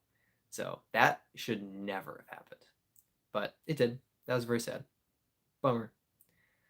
So how do I feel? Yeah, I try to forget about it. Asa, could you post it? Could you post on your channel in one of your shorts? I'm going live. I thought about that. I thought about making a short and saying, hey, I'm going live at this time. I didn't do that. But thank you for that feedback. Maybe I will do that. That's probably the best way. But I probably need to make that short like 2 days in advance because a lot of times my shorts don't get a lot of views, within 6 hours after they're posted. Usually it's like the next day they'll get a lot of views. So I'll think about that. I'll think about that. Brent from Instagram, thank you. Circus, just saw tonight as I watched your In the Bag video earlier today. Awesome. Awesome. Well, hey, I'm really glad that you watched the In the Bag video. That's one of my like big videos, I think, for the year. Um, and so I'm glad that you were engaging with that. That's so helpful for me. Because yeah, that video was a lot of effort, and so far it's had pretty good views. And I'm kind of hoping that it continues to get views over time. But yeah, SCG found the stream from seeing a short and seeing you were live and just checked it out. Awesome. That's really cool. I'm really, really glad. Yeah, and it's been fun having you here, SCG, with cleaning and McDonald's. Chase, I saw your community post, then I kind of remembered late, but still made it, man. I'm glad you made it, and I'm glad that I ended up staying on for over 3 hours because a few of you guys hopped on later on in the live stream. It's been really great. SCG, my shorts have been like 100 views in the first day and then 300 the next. Yeah, sometimes uh, it'll just kind of get out there, and then YouTube's like, that's enough. And then a day later, it's like, here you go. There's some more views. I don't really get it. It's a little bit arbitrary sometimes with shorts. And sometimes I'll have a short that gets a few hundred views. And then like 4 days later, it'll get like 8,000 views. And I'm like, why 4 days later? Like, it's random. It's random. Uh, so post that about the stream a couple days early. Yeah, I agree. I agree. Huck and P. Brad's live. Hey man, hope your weekend was good. Welcome. I am very close, unfortunately, to ending the live stream because it's been 3 hours and 9 minutes, and I am tired, and my voice is tired.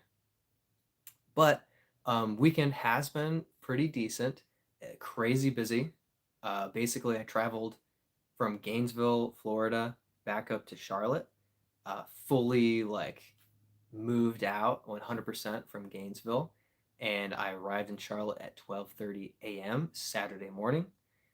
Went to sleep at 1, woke up at 6. My brother and I drove to Georgia for a fundraiser tournament with Alden Harris and Isaac Robinson. Great experience. I played terrible. My brother almost beat Isaac or Alden was or Isaac, whatever, whoever. He was very close behind them. He took third place, and at one point was winning the tournament by 1. Then we drove back 4.5 hours back to Charlotte last night. Then today I played a tournament. Did not play well. It has not been a perfect weekend, but I got to watch my buddy Brent tie for the win today in on a tough course. It was like a 1035 rated MA1 victory. That was pretty cool. But yeah, overall, good weekend. Jonah, what's the best way to support you as a player? Patreon or something similar, etc. Uh, Great question. The best way to support me isn't available yet for me.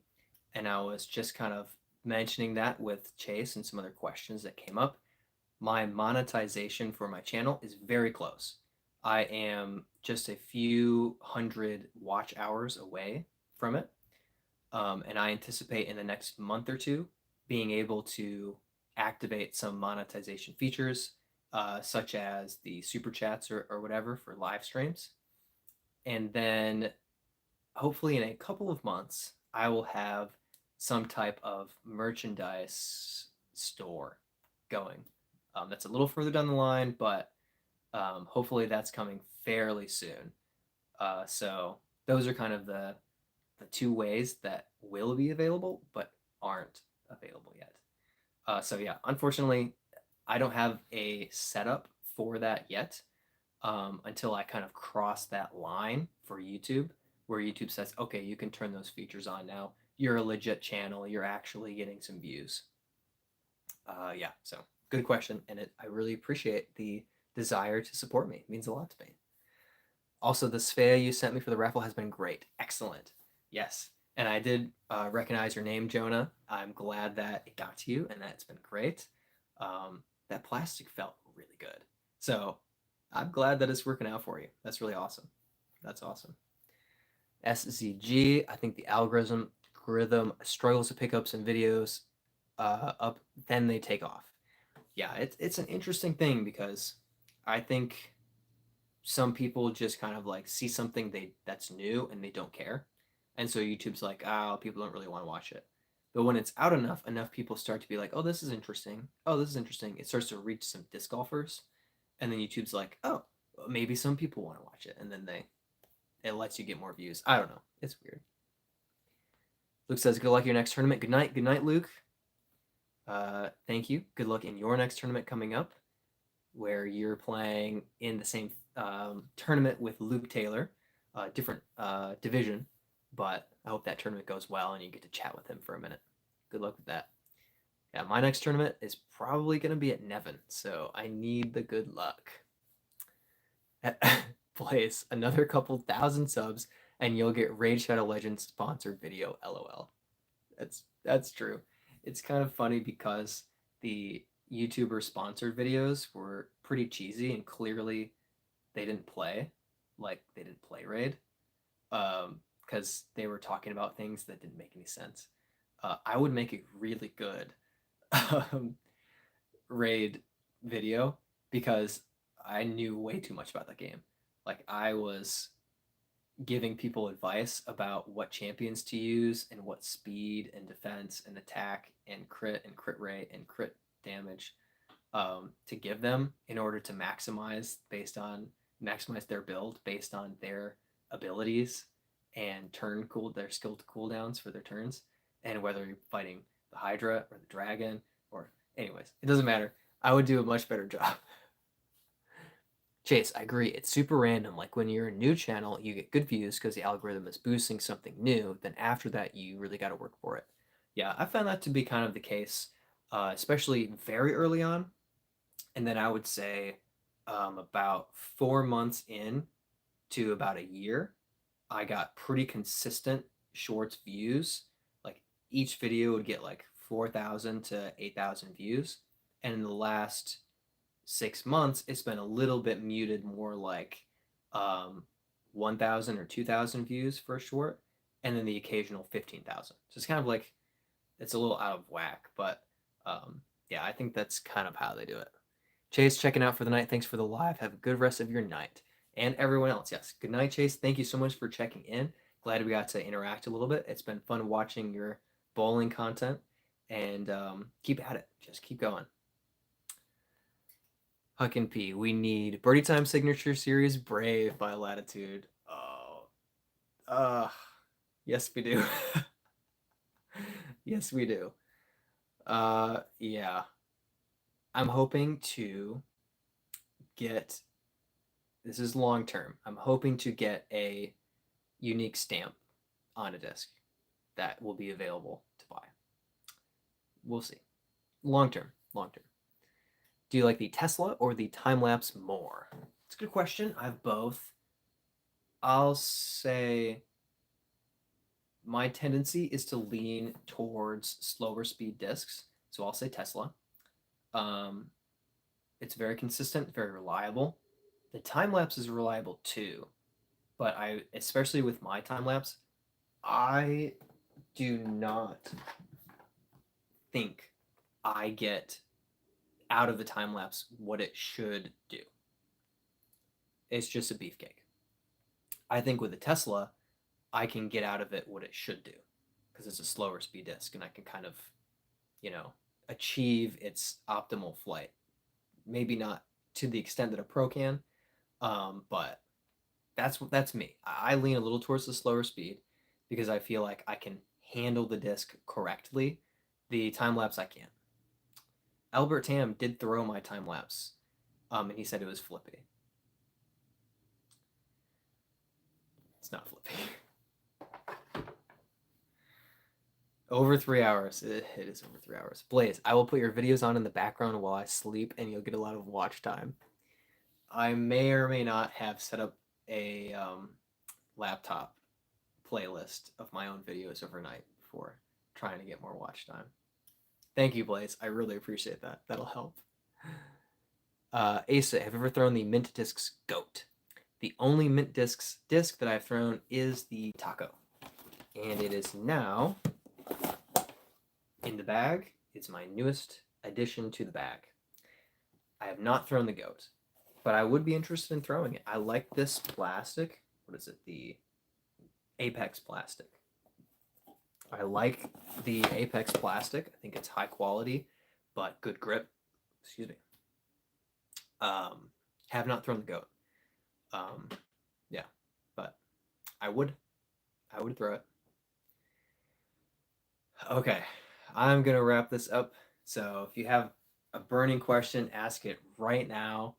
Otherwise, I am tired. Was it 9 something? 49. Oh, nice. Oh, it looks like a couple of you are trying to send me a message or leave a YouTube comment. Heck yeah, I'll respond to those soon. Otherwise, I'm going to eat a little bit of chocolate and probably watch a little bit of TV. I have been going for a little while now, so I'm going to rest. All right, ace it with one more. Do you like the Judge? I do like the Judge. I don't putt with it, but I used to throw it as my upshot approach disc, and I liked it a lot. Don't use it anymore, but it's basically a beaded Warden, so it's a good disc. It's a good disc. Good night, everybody. Love the live. Taco Bell. That is the last. That's how to end a stream. Taco Bell. Awesome. Guys, thank you so much. It was a lot of fun for participation. I wasn't sure what we would get, I didn't know if I'd go past a half hour tonight, and we did 3 hours and 20 minutes. So wow, I will do it again. Taco Bell, Taco Bell. I will be back for more live soon, guys. But until then, it's been great. Thanks for watching. Catch you guys on the next one.